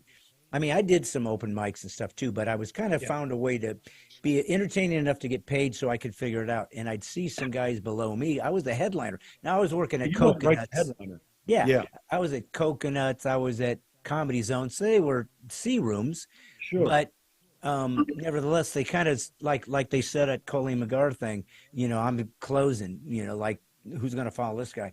Because it was so ridiculous. It was just like Cirque du Soleil. So I get it.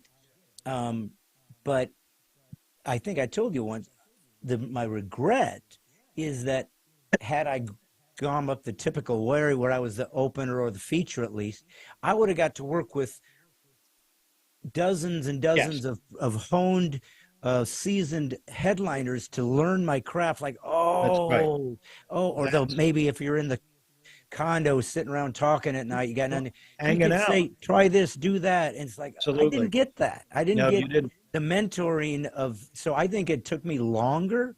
Yeah. Maybe to a certain degree, I had to figure it all out on my own for the most part. Interesting.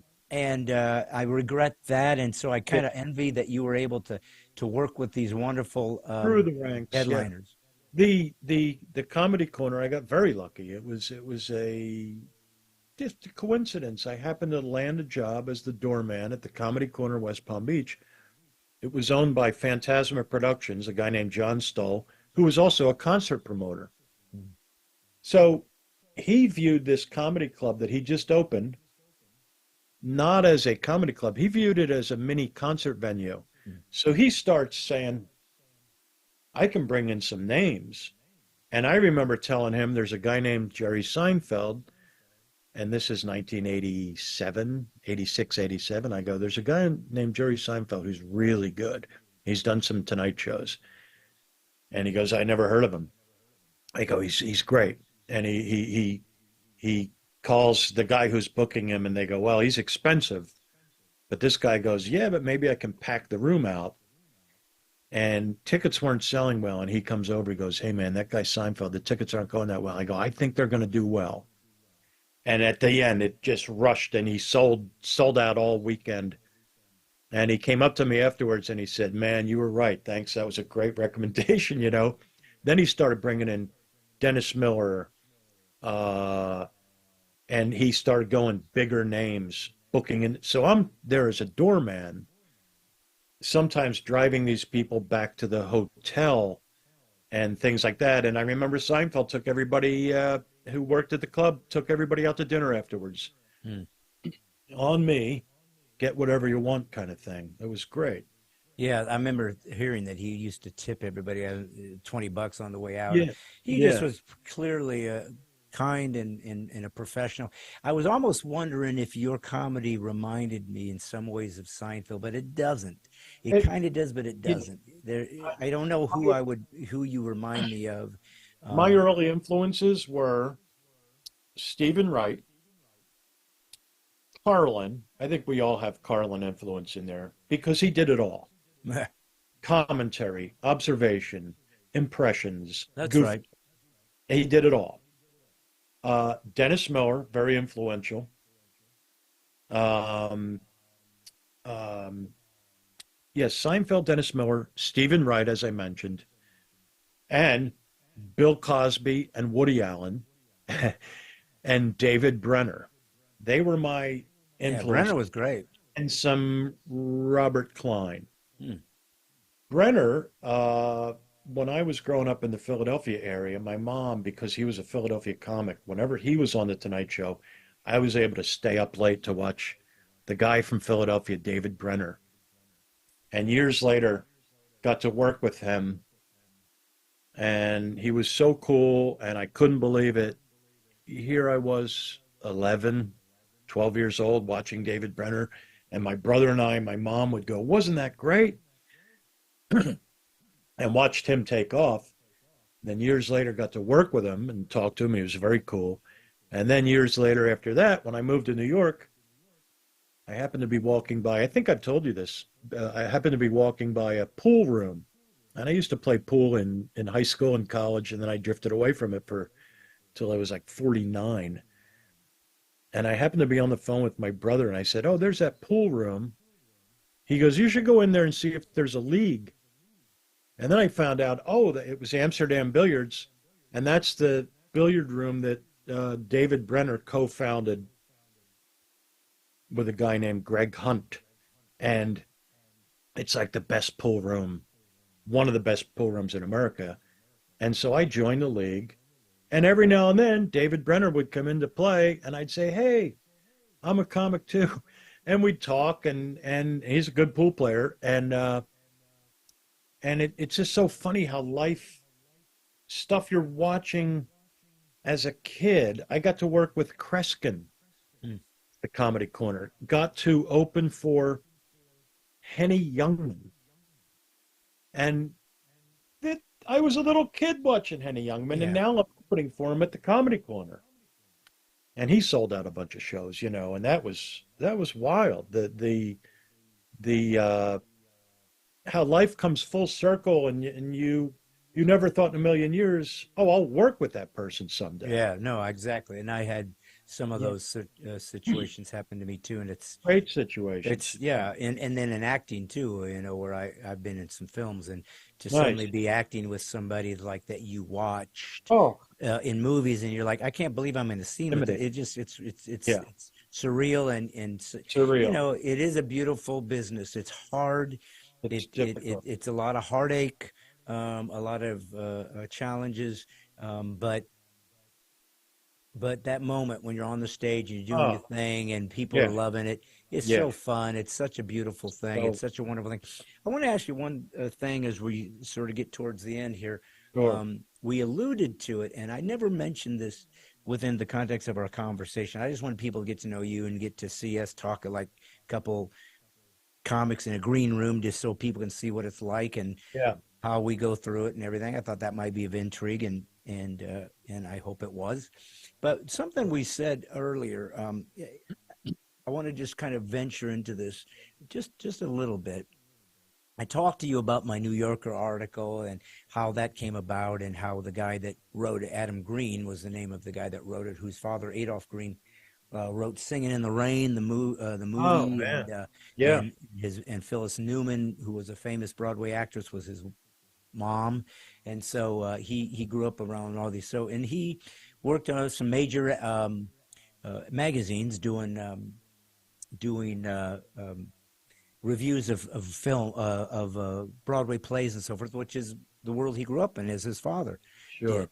And so he was, well connected. Anyways, they were having a New York was doing a big thing about all these different comedy genres. They wanted to have a series on, Yeah. whatever that is, the gay guy, the fat guy, the black guy, the whatever comedy The angle nerd you're guy. taking. Yeah. We want to let's discuss.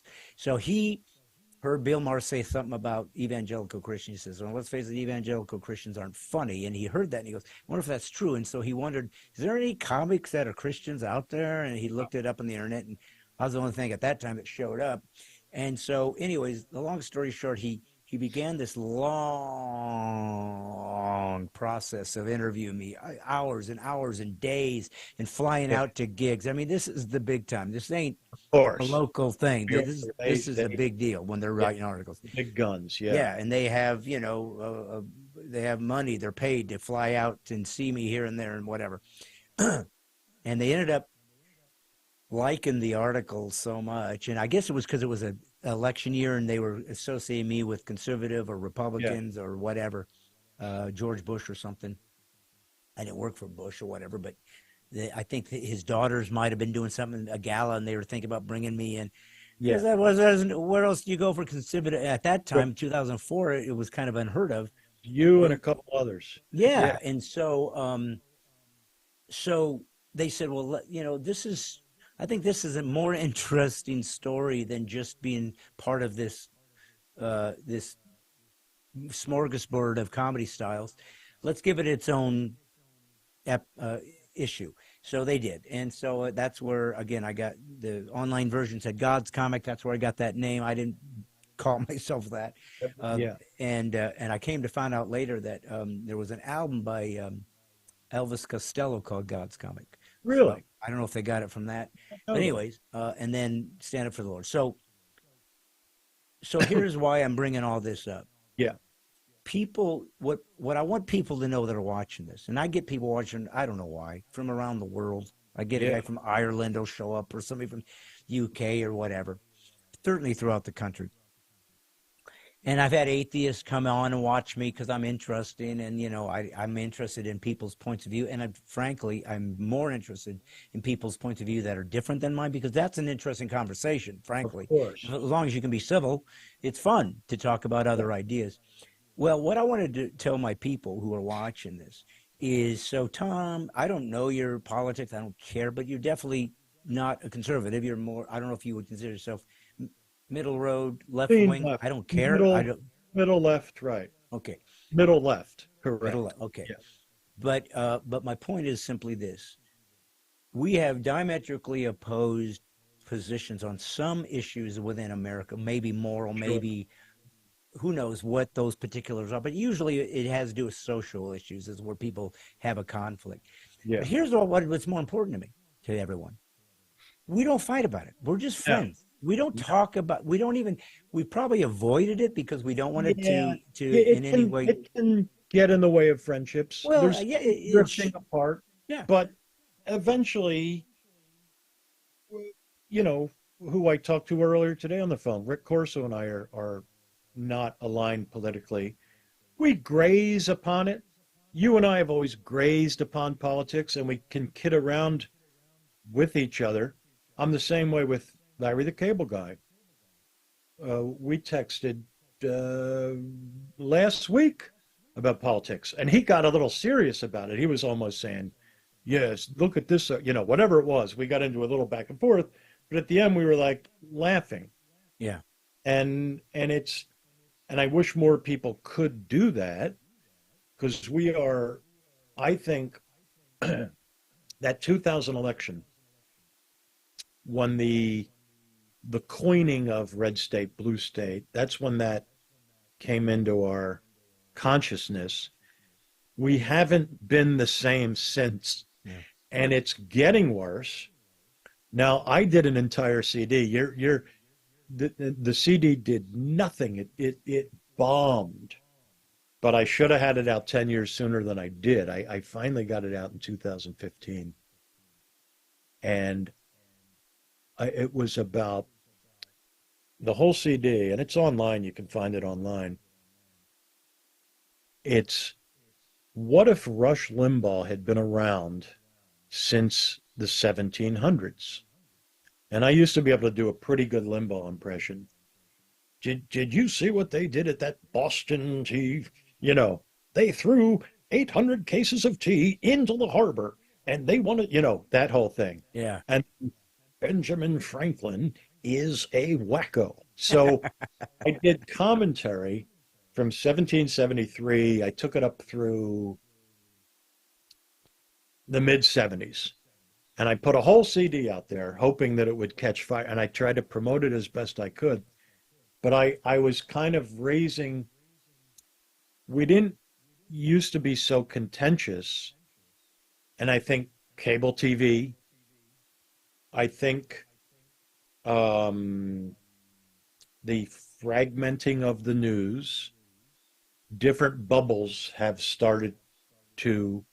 been created. And a friend of mine, who's a conservative friend, he said it's not my quote.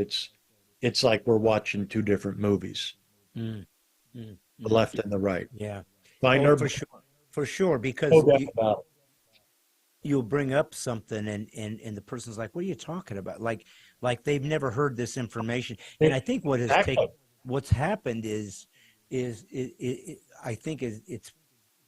I mean, it's so many elements to why we're where we are, but for sure, one thing that has caused such distress amongst Americans is when journalists stopped being journalists, when they took a side instead of saying, here's the information, do with it as you please, but here's what happened, take it from there. And once they took a side, and I don't care if it's Fox News saying, let's go find the conservative side and angle it that way, that'll get me points. And MSNBC said, well, then we'll go the other direction. And it both worked. They found their constituencies. They made their money at the expense of unity and a chance for Americans to try to negotiate what is best for all of us. They abandoned it. Do you think cable changed all of that? Well, it had to, because it's what I said to you when I said to you earlier about being on Showtime Comedy Club Network and 2 years into my comedy career that I shouldn't have been there. But once they have to fill content, that's right. You'll shove stuff that just wouldn't have passed muster years earlier. Yeah, and I mean, I can remember Bill O'Reilly. He defended himself. He goes, "Hey, come on, I'm an opinion guy." Yeah. Well, that's what, and I've heard that come from the left too. I'm an opinion guy, but the lines got blurred. And here's what I've noticed too: the far right and the far left do the same thing. The mainstream media is horrible. They have concluded they're horrible. Yeah. Here's the mistake that people make. Once you draw that conclusion, then they also come to the conclusion, therefore, the alternative media is absolutely correct. No, the alternative media, I don't know, you can't pluralize. The alternative also has their flaws because it's inevitable.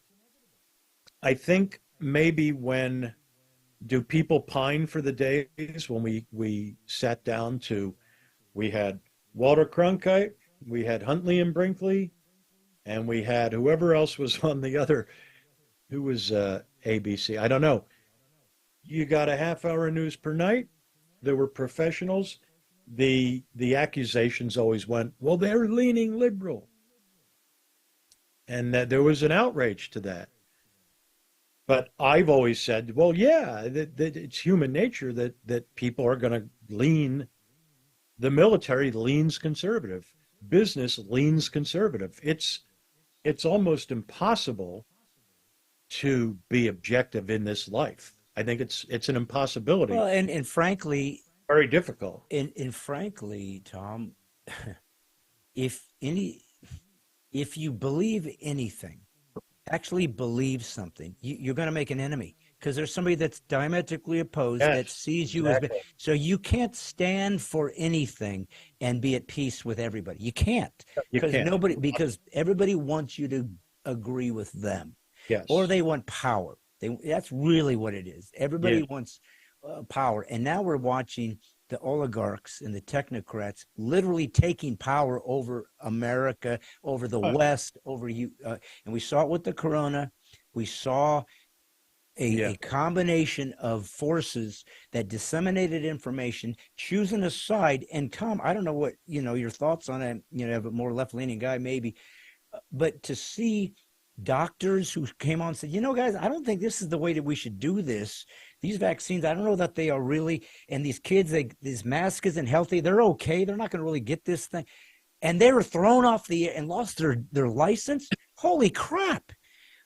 And now they're being justified now, but it's like the damage is done, man. But the thing is, but then people, I saw on the air the other day, somebody said, well, we now all know that the vaccine didn't work. Well, but in a lot of cases, it did work. It did lower the numbers. But what happened was that the questioning started happening. And then the questioning eventually becomes settled fact. Yeah. In our different bubbles, when you question what the reality is, each bubble decides what settled fact is. And my feeling is we still don't know. Like, did the numbers go down after the vax? I mean, did the death rate go down? That's what I'm saying, is that there's different, we've trusted vaccines through the years. We could argue about that, not argue. We could discuss this for hours. Well, exactly. And now we got RFK coming around saying vaccines are deadly all the way around. And my daughter won't give kids their vaccine because they say it's attached to autism. So I don't know, man. I mean, here's that's not settled fact yet either, right? Yeah, but here's what's even more detrimental, though, is I don't know where to go to find truth anymore. I don't know where to go, because I hear you. I don't know honestly, I swear to you. Yeah. We're old friends. I'm not making it.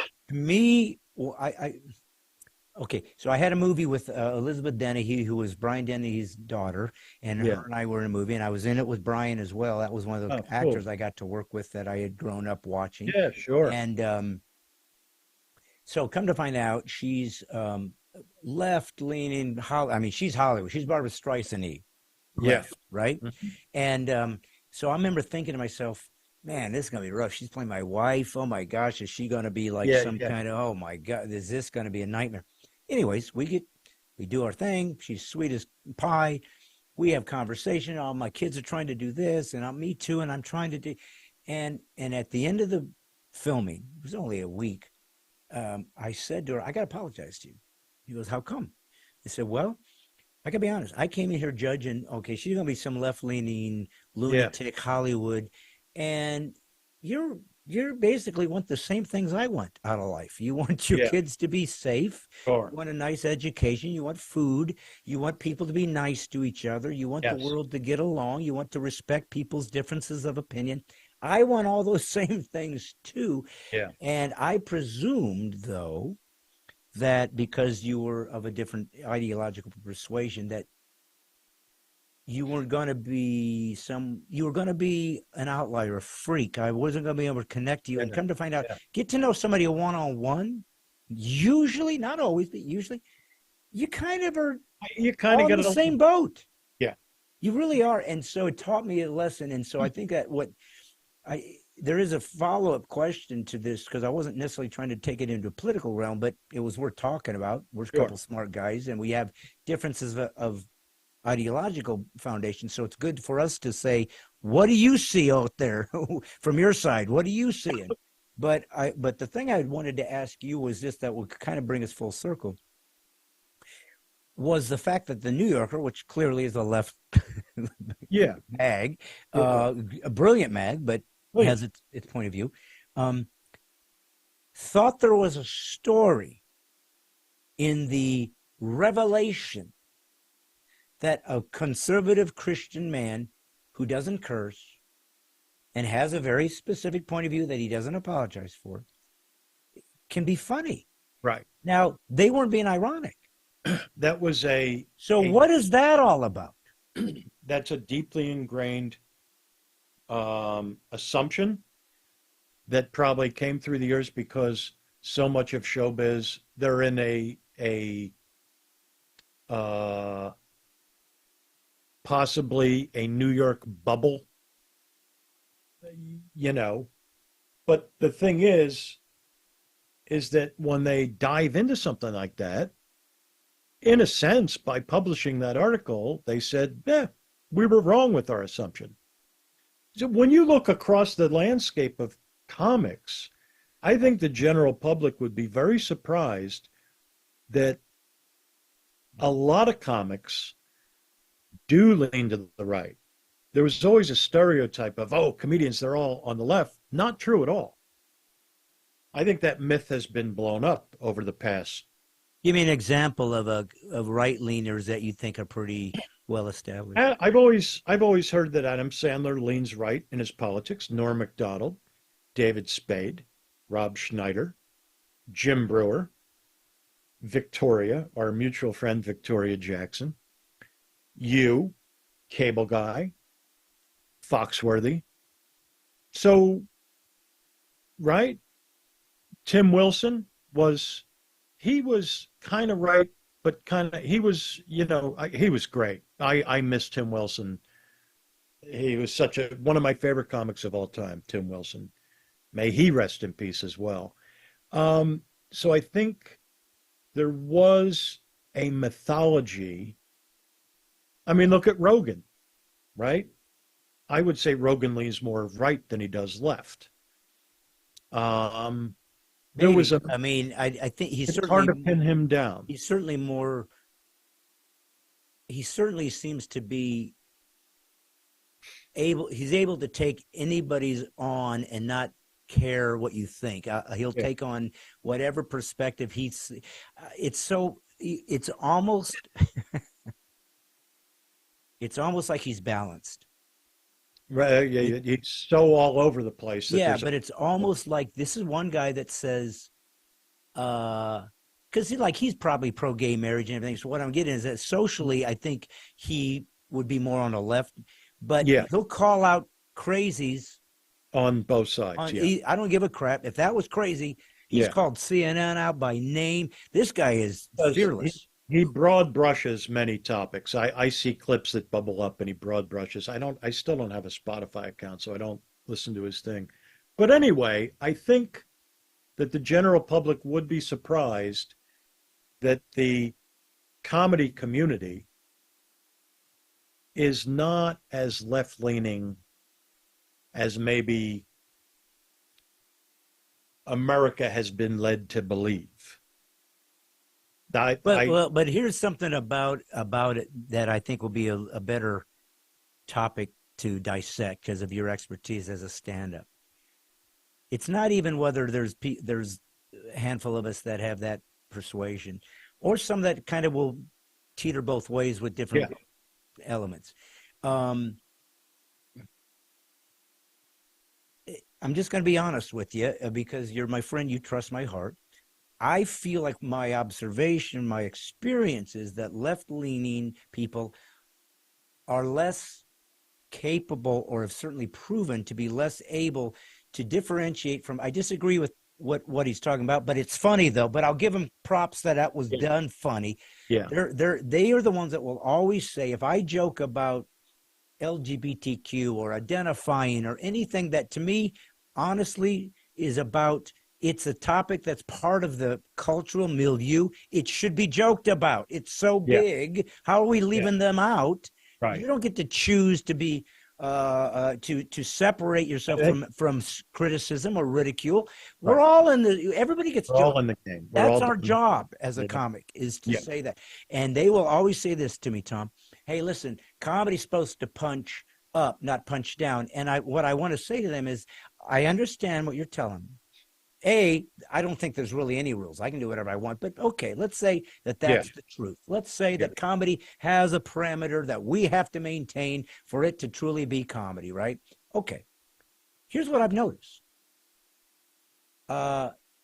Your definition of punching up is punching at my people. Whenever I punch at your people, like, heck, nobody have joked about Barack Obama. How do you not punch up to the president of the United States? Well, he's black, so we can't punch up to. Well, he's up. Why can't I get to punch him? He's up now. Once it's his turn. So this has been a problem for me.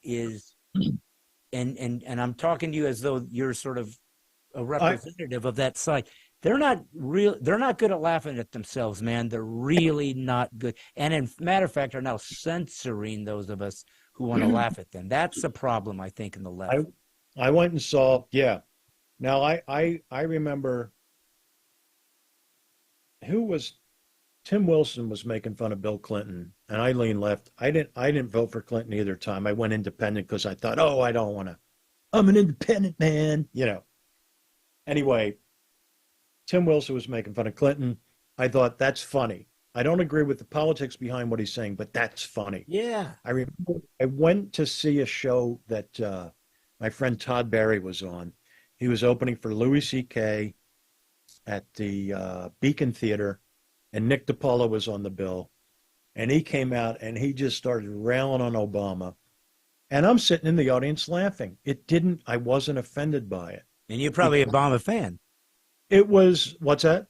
And you probably were Obama fan. Yeah, I was. And I thought there was a lot of backlash against him as soon as he got it.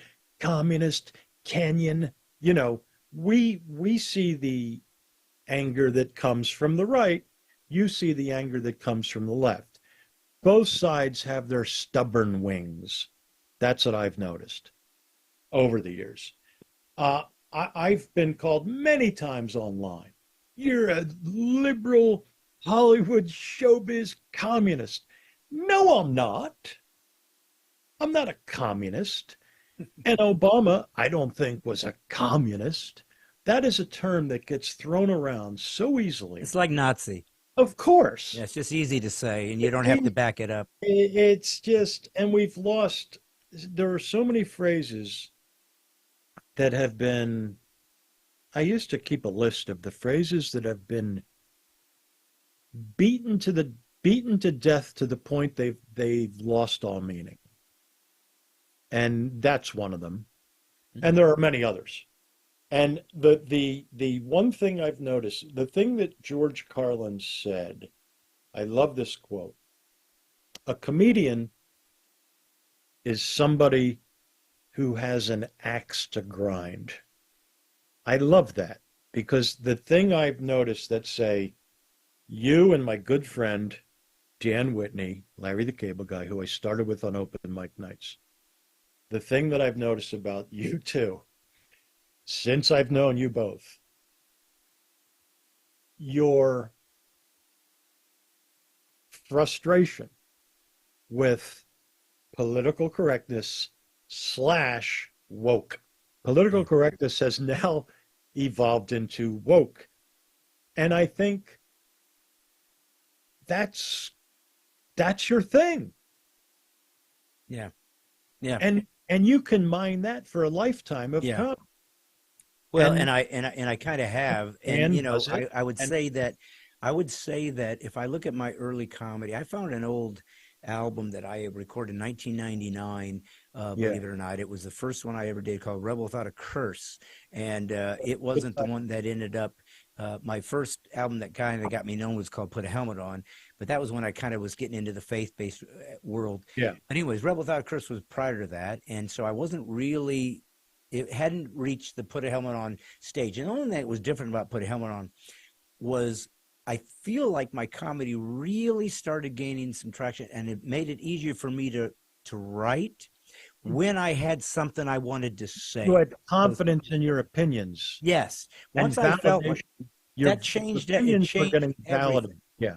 Changed how I wrote. It changed what was interesting to me. It changed how I would frame. I could take old jokes that were just standalone funny and add some theme and elements to it, and it gave it some weight, some substance. I've tried that over the years. I can't get away with it. And it may not be your listen. It might not be my thing, but I do have one now that it's really working well. I'll tell you the bit about and it might only work in New York, but I don't care, because I remember when the Seinfeld came out, they said, nah, it's too New York. That's what the early it's too New York. It'll never fly in America. Well, guess what? It flew in America. Obviously. Look at the ratings. So if somebody would say, oh, that bit's too New York centric, it's too liberal, that bit you do, I'll give you the basic premise of the bit. I was at a party on the Upper West Side, I always say, the most liberal neighborhood in the most liberal city in America is Upper West Side, okay? I'm at a party. There was a woman there from Indiana, and she sensed, oh, this is a gathering of a bunch of liberal comics, and I'm looking for a fight. So she comes over to us, and here's how the bit goes. She comes over to us, she goes, hey, how you guys doing? I like New York, but where are your gun ranges? It's like, wait a minute. So you love New York, but the first thing that jumped out at you in Manhattan, where there are more things to do per block, almost anywhere else in the world, and you're appalled at our lack of gun ranges. I said, well, we were going to put one at the corner of 82nd Street and 5th Avenue, but instead we decided to build the Metropolitan Museum of Art. That's how much we hate freedom. So it's mocking of, you know, and then. But that's what I'm getting at, is that I believe. I didn't say that, by the way. No, I thought of that a year later, of course. But it's beautiful. It's beautiful. Good for comedy, yeah. But I feel like, you know, like you said, everybody's perspective could be perceived as subjective or anecdotal, but it just appears to me that because, let's face it, to be a Christian or a conservative is not necessarily, certainly nothing that's going to be lauded by the mainstream media. We know that. It's just true. They see us as the problem, or we're the white supremacists, whatever they want to tarnish who I am with.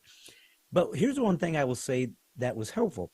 Because I was the one being punched up at, my perspective, my ideology, my philosophy, my religion, whatever, I had to learn to roll with the punches. All right, okay, that was funny. I don't like it, but okay. I had to learn that because I was the butt of the joke usually. That the left has not had to do that. They because they weren't being put in a position where you're going to have to navigate this. I feel like they began to then perceive that they didn't have the responsibility of giving that freedom to everybody, because the freedom is more important than the joke. The free speech is the most important thing. We can't lose that. And the only way you can have the sophistication and the acumen to facilitate freedom is to be able to laugh at yourself. You have to be able to laugh at yourself. And I don't see that. I'm not saying it to you, because you are a comic and you do laugh at jokes. I remember you have that sophistication. But I'm going to say, those of you, the leadership and or the self-appointed elite of your side of the aisle, They're And like children. They can't laugh at them. It's like systemic narcissists, man. They can't laugh at themselves, and it's doing damage to. I mean, is that I don't know if that's the issue or not. I mean, I don't. Well, if you can't joke about a social issue or a perspective or somehow it's transphobic because we joke about identity politics, or somehow it's racist because I joke about peacefully protesting while you're burning a building down. If you can't joke about that, right? I think the origins of political correctness had their heart in the right place. Like, hey, stop picking on those people over there, the downtrodden, so to speak.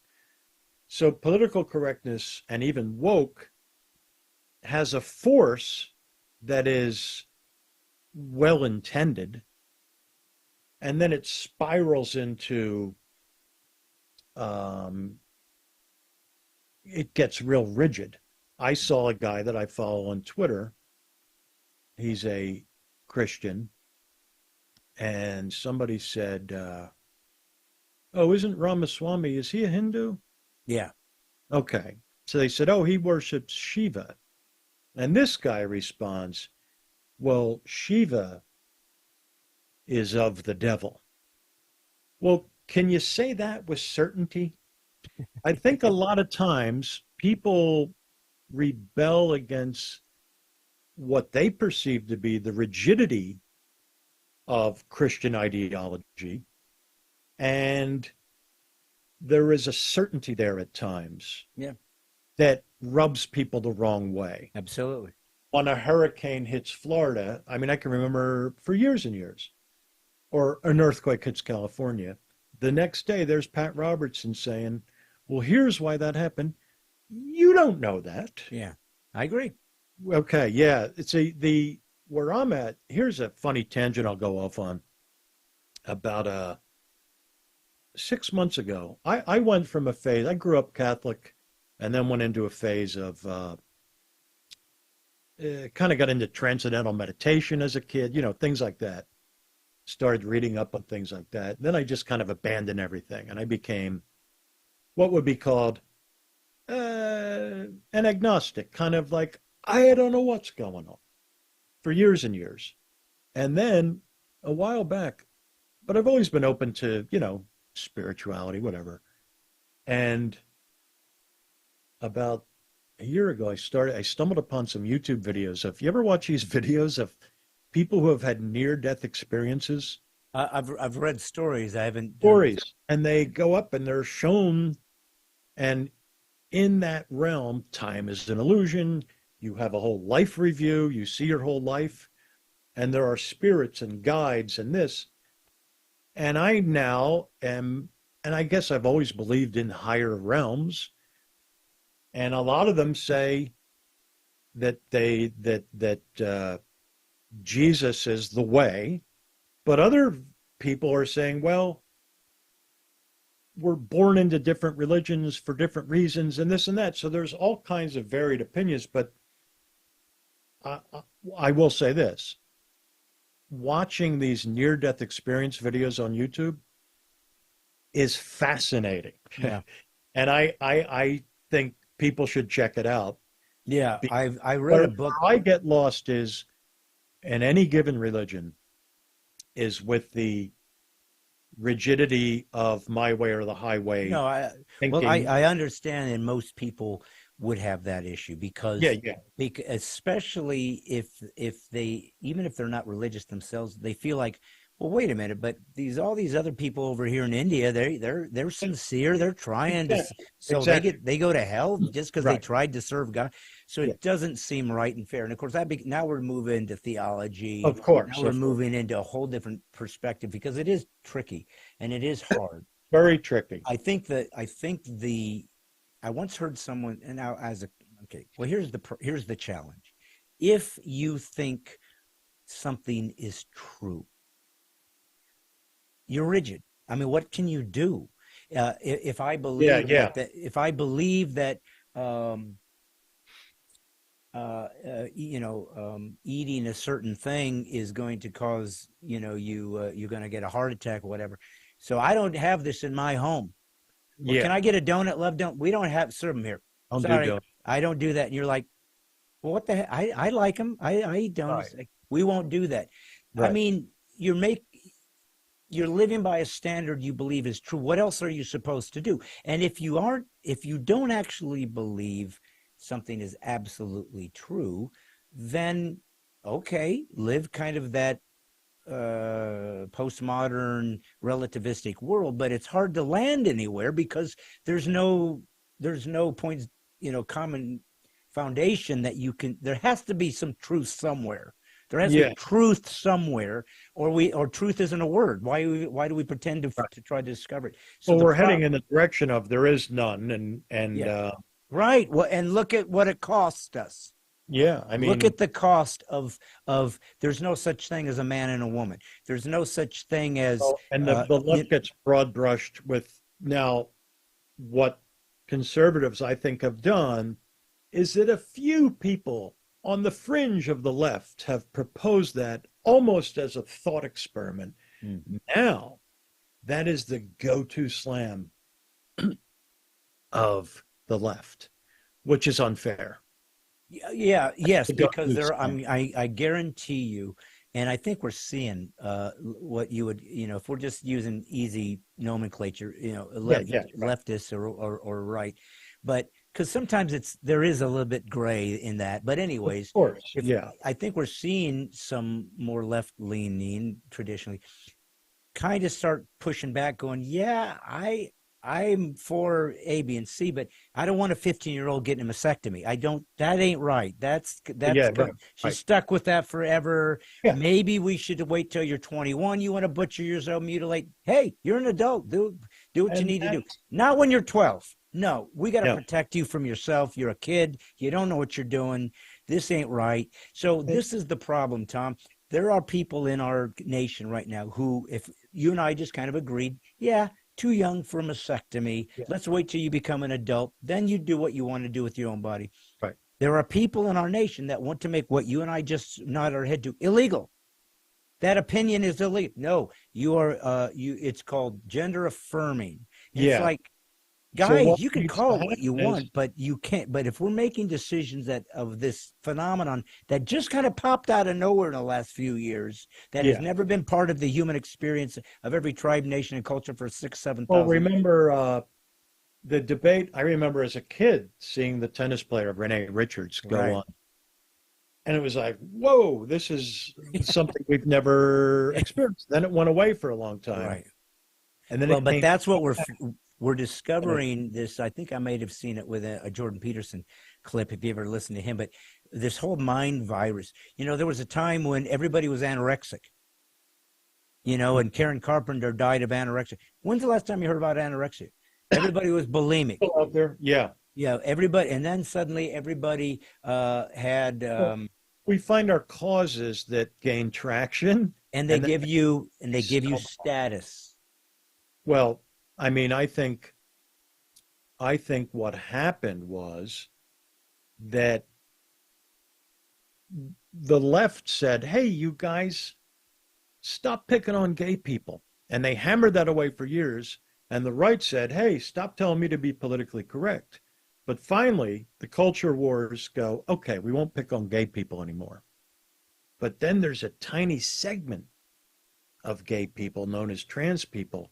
So all that anger got funneled toward those people. And that's how that is now a huge issue. That's my theory. Okay. Well, that anger had to go somewhere. But what I would say to that analysis is, and this is what I hear from leftists, so it's a good conversation, is they will oftentimes define dissent as anger. Like, just because I disagree, for example. Yeah, that's a good point. Let me give you an example. Yeah. When I got married, afterwards, we didn't have any money, so what do you call it? The party afterwards, reception. Held at my sister-in-law, my wife's sister at her condo. She's a lesbian with her lesbian girlfriend, Right. and that's where it was. Now I'm a Christian. Yeah. Oh, I don't. You're right. I have a cousin, first cousin, that died of AIDS lived in Florida in 90 or something, 90. Yeah. Okay. Used to hang out in Florida when I'd come perform. I would go to his trailer. Okay. Yeah. He was gay. He was my cousin, loved him. Sure. My lesbian. I had a brother-in-law, my wife's brother, also was gay, also had AIDS. He was one of these test cases that lived a long time without the cocktail yet. So he was kind of somebody they would do medical study, because like, how did you survive? Sure. And he eventually died of AIDS. So I have proof of relationship, love, kindness, interaction with people. I do not believe that God wants us to behave in that way. I believe that. That's your belief, yeah. That you're not. I don't think that that homosexuality is a sin. I think it's a temptation. Yeah. The sin is to engage in the sexual act because we weren't designed that way. That's how I believe it. I didn't make that up, by the way. Right. It was in the Bible. Okay, I happen to believe it. Now, here's my point. Nevertheless, the same Bible says, love your enemy, pray for those who spitefully use you. Sure. Be a neighbor, be kind, love folks. Same Bible that gave the West, by the way, all of us that believe you should be good to everybody, we think we're good people, we made that up. It's all a Christian construct that created the Western perspective. Romans had slaves, they didn't give a crap, they had sex with 10-year-old boys. It was a whole different world. Right. Christianity said this ain't right anymore. Yeah. Okay, so my point is simply this. I have proof that I don't hate gay people, right, and still can disagree with their behavior. Okay, sure. I had a brother that was a drunk for years. I didn't hate him, but I didn't approve of him being a drunk. Right. He was killing himself. You do that by yourself, I'm not facilitating you.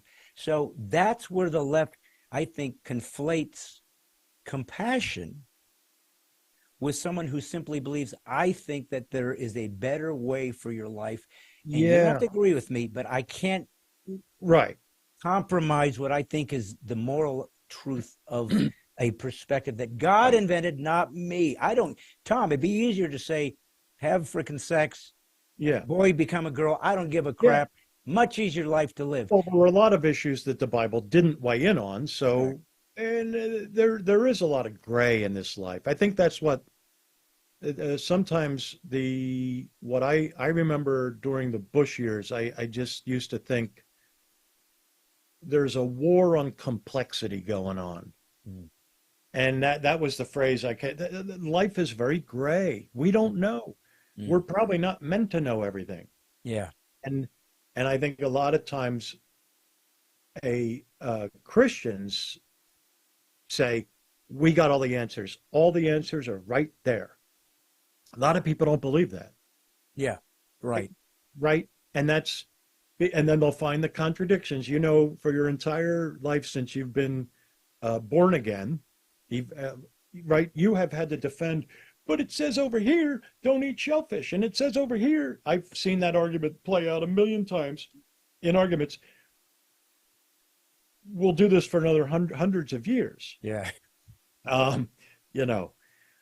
Well, I just want to be able to. Yeah. I'm sorry, I didn't mean to interrupt you there. Oh, no. I just want to be able to just simply point out some inconsistencies with perspective. See, for example, if a leftist says, well, you're being evil to the guy because he wants to be transgender and you're phobic and this and that. Well, think about this for a second. Well, you're rigid then. What you're saying is you have to think exactly like this and treat exactly like that, or you are immoral. You've made a moral statement. So now you have to justify it. Oh, I see. Well, where does your morals come from? So I know, is this the God I have to serve? Because he's got to come from somewhere. So my point isn't even to have a debate with you about it, as much as we don't see our own flaws in our reasoning. We don't see our own rigidity. my rigidity as a Christian is your compassion. Yeah, As a leftist. It's like, I wait a agree. minute, But no, even we're the all in word, this together, baby. We're all even the standing word, for something. here's what I noticed a few years ago. Linguistics is always very interesting in terms of politics, and I guess they call it rhetoric or whatever. I only started noticing a few years ago the word leftist caught on. Mm. And it's almost used as a pejorative term because it's more associated with commie. And the word leftist has really caught on. And it's now in everyday use. And when I hear it, I always just go, "Ooh, I'm not a leftist. I'm left, but leftist has a certain baggage attached to it. There's baggage attached to the Well, as being a linguistics. conservative. Yes, the linguistics matter, and your side of the aisle is way better at the linguistics game. For example, here's one I've noticed lately, and I don't know if did you ever watch there's a great video of George Carlin speaking at the Washington Press Club. He It's talked brilliant. for an hour. It is unbelievable. It is One of the great language analyzers that I've ever. That's a jealousy thing. That's like, It's holy how did he crap, come up? I wish I'd written that. And I tell people to watch that video all the time. It's Washington Press Club, George Carlin analyzing political cliches. Brilliant. 45 minutes to an hour. Incredible. It should be a bigger video because it's very informative. Here's what I've noticed. A couple examples that Mitch McConnell,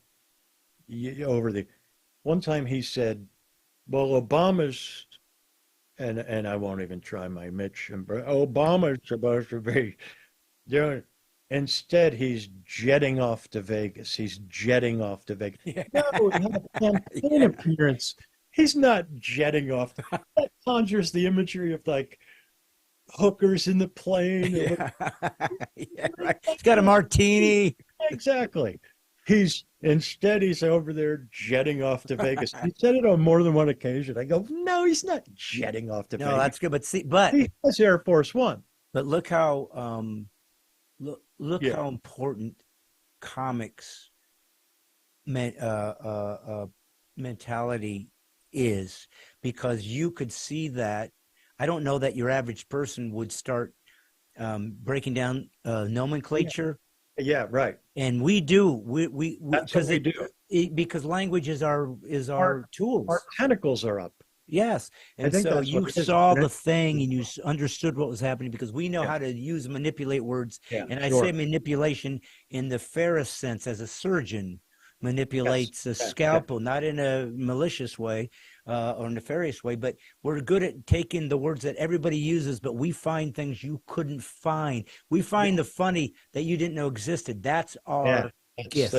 The other phrase that I noticed was, and Mitch, the first time I saw it was Mitch, and I call him Mitch because everybody knows who Mitch is. He said, I don't want our decisions to be made by unelected bureaucrats. Well, most Americans are unelected. Right. And now Ron Johnson from Wisconsin uses unelected bureaucrat all the time. Okay. And there was somebody else raised the SL using unelected bureaucrats. I go, ooh, that phrase, it's starting to catch on.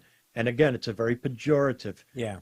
Because bureaucrat, again, has baggage attached to it. So they just see lazy office workers is, what should we do? No. Bureaucrat, you mean many of them, and we've been trained now for many, many years to hate government employees and hate the government, right? That's a thing. So what can we reframe that by going, some of these unelected bureaucrats are also hardworking Americans. Yeah, yeah. That's a phrase that's used as a positive, but unelected bureaucrat uses negative. I did a gig one time for the people who purchased the equipment and supplies for the IRS. It was a little organization that, and again, you're taught to, they're just a bunch of lazy government work. They were great. Yeah.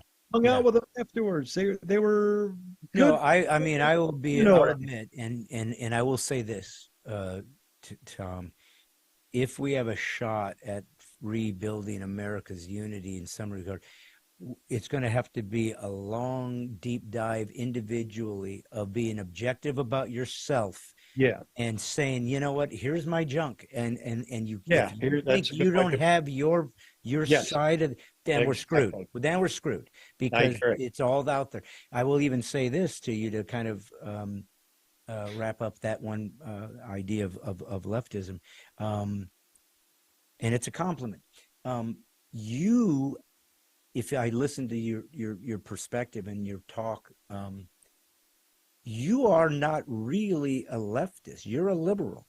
Now, Yeah, that's what a liberal used to be the pejorative, as the conservative was. yes. And Limbaugh turned it into a pejorative. Yeah. and I learned to, when I say who my enemy is, and I learned this from Dennis Prager. I don't know if you ever listened to him, but I have, he's got some great stuff. But anyways, he's the one that taught me the difference between a liberal and a leftist. A liberal would be an Alan Dershowitz. A liberal would be I'm trying to think. But here's what liberals would do. You're allowed to disagree. You're allowed to have a debate. You're allowed to try to illuminate your perspective with data and information and let the best man win. You give each other civility and respect, and we're allowed to have a beer afterwards. That was a liberal. And you know what? I used to call them, that was my enemy. That was the thing. Now I long for them. Yeah, sure. Please bring me back the guy that lets me disagree agreeably. The think left, you would- though, a leftist is a problem because it does have its roots in Marxism, which is evil. It kills everything it touches. And that word gets thrown at us way too often. I mean, overly used as a slam, the Marxist. Yeah. I'll think that my entire party gets slammed with, and we could go obviously on for hours about this. Well, and you know what? Maybe we will. I shy away from talking politics. Yeah, but when we did just now in real time in front of all these folks, we were just trying to find some answers. I didn't hate you. No, of course. I was curious. I would literally say to you, you're an expert in that side.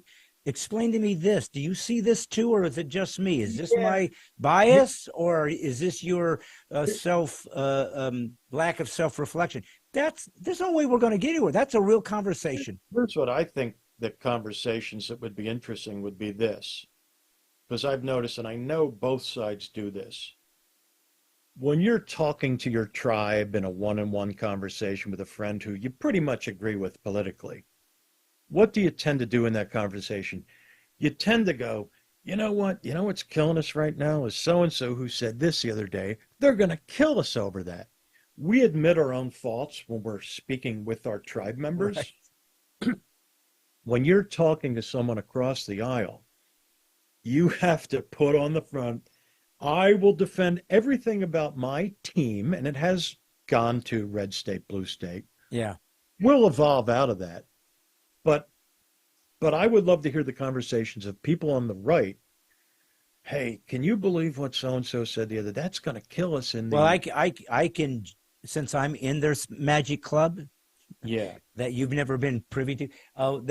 We will say, what's up with this guy, or this isn't, or even Trump. They think, you guys are all, and I honestly, I don't know who the heck I'm going to vote for in 2020. I don't know. Yeah.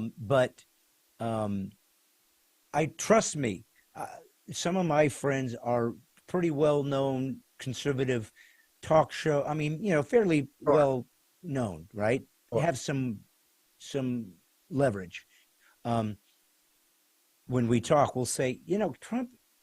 Yeah. What did he say? Stupid. I don't understand. He actually has a lot of people on his side. How about this? Once in a while, say I was wrong. How about that every now and again? Not once in a while. Once. We will have that conversation because we see what's really up. I know my sister overheard my brother-in-law. My sister and my brother-in-law, they are born-again Christians. My sister, I think she didn't vote for Trump. My brother-in-law did. And I think she overheard the brothers my brother-in-law talking with his brother, saying, God, this guy is just he's not doing us any favors. You know what I mean? Like yeah, she overheard them saying that. And I don't know where they are now politically, but I didn't even want to, that's a whole other issue to bring up. It really is. But I have said, this is what I texted to Dan Whitney the other day. I do have Trump derangement syndrome, and I consider it to be 100% justified. And that's all I can say about that, because we can go for hours on that. And well, I'll tell you what. Hey, Tom, I'll tell you what. We were at about 2 hours. Yeah, it's been 2 great. hours.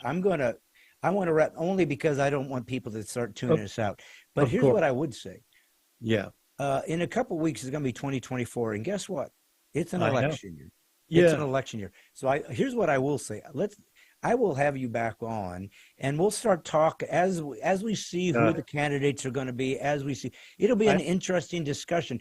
We can actually have a cool right, left-leaning guy who are kind to each other that can talk about these concepts, and maybe we'll have some interesting talk about in front of the whole world, and set a precedent for what it can look like, because we have to find some unity even in our disagreements. We have to find, in the end, that we all care more about America than our political parties. We have to, or we can't survive. We can't. I agree. So I'm going to leave you with one last question. And I'm never comfortable speaking in public about politics. It makes me very uncomfortable. Well, but this was fun. But you are articulate, you're passionate, you're smart, and you're civil. You have no reason not to. Except when it comes to setting up a Zoom meeting, which before this whole thing started, I had 20 minutes of computer meltdown. Yes. But anyway, but it all panned out in the end. I'm going to ask you one last question for my subscribers who I have asked to join the Mighty 10,000, the militia of the mind, of people that care about free speech and religious liberties and want to just be able to speak freely online anywhere as Americans and care about this nation. We're going to have a special bonus question for Tom Ryan, and it is simply this. So you've worked with lots of well-known, famous comics. You've got to open for them. I know I met you once at the Ryman opening for Brian Regan. That was a thrill working at the Ryman. Oh, yeah. What a great venue. Tell me the craziest story, or it can be however you want to frame it. It could be the worst thing, the funniest thing, but some story that was just unbelievable, that you will take to your grave, of something that happened with some famous guy. I don't care if that's good or bad. That is just an amazing story of being on the road with them. Well, I got to work with Bill Hicks a lot. This isn't a crazy story, but it was the best ad lib I've ever had in my life.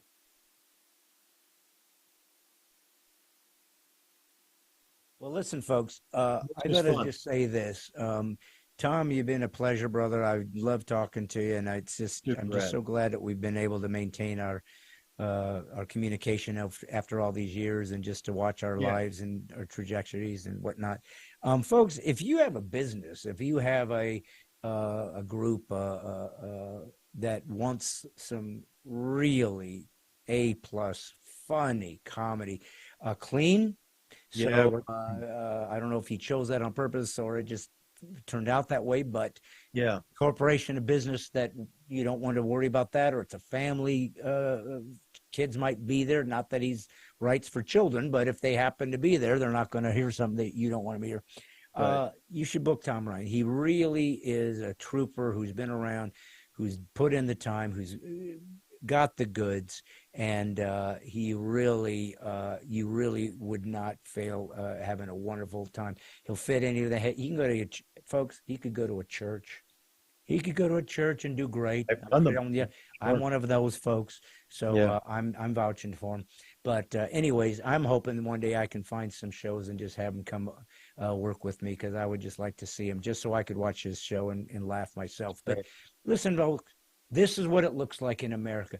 It's possible to agree to disagree agreeably. It's okay to disagree. It's okay to punch up and down. There's a difference between malice, to try to harm, and somebody that just doesn't want to hear your point of view. This is the problem we're navigating, folks. Is it really somebody being mean, or are you just not learning how to grow a spine? Wasn't there a maturity at a time when you could take a joke? Wasn't that what it used to mean? To mean you were grown up, you could laugh at yourself. This is what comedy looks like. This is how hard it is. But as you can see, we're just normal folk. We're just regular guys trying to figure it out. And that in the end, we all pretty much want the exact same thing: to be free, to be respected, and to be left alone. But that's what it means to be an American back in the day. Folks, this has been Tom Ryan. Remember, if they ever say you're politically incorrect, then you simply say thank you for the compliment, because it means you've learned to censor yourself instead of being free. And I don't know. I'm just here every Monday doing the best I can, but I am doing what I always do. I'm just putting the woke back to sleep. I'll see you next Monday. Thanks, Tom. Thank you, Brad. That was fun.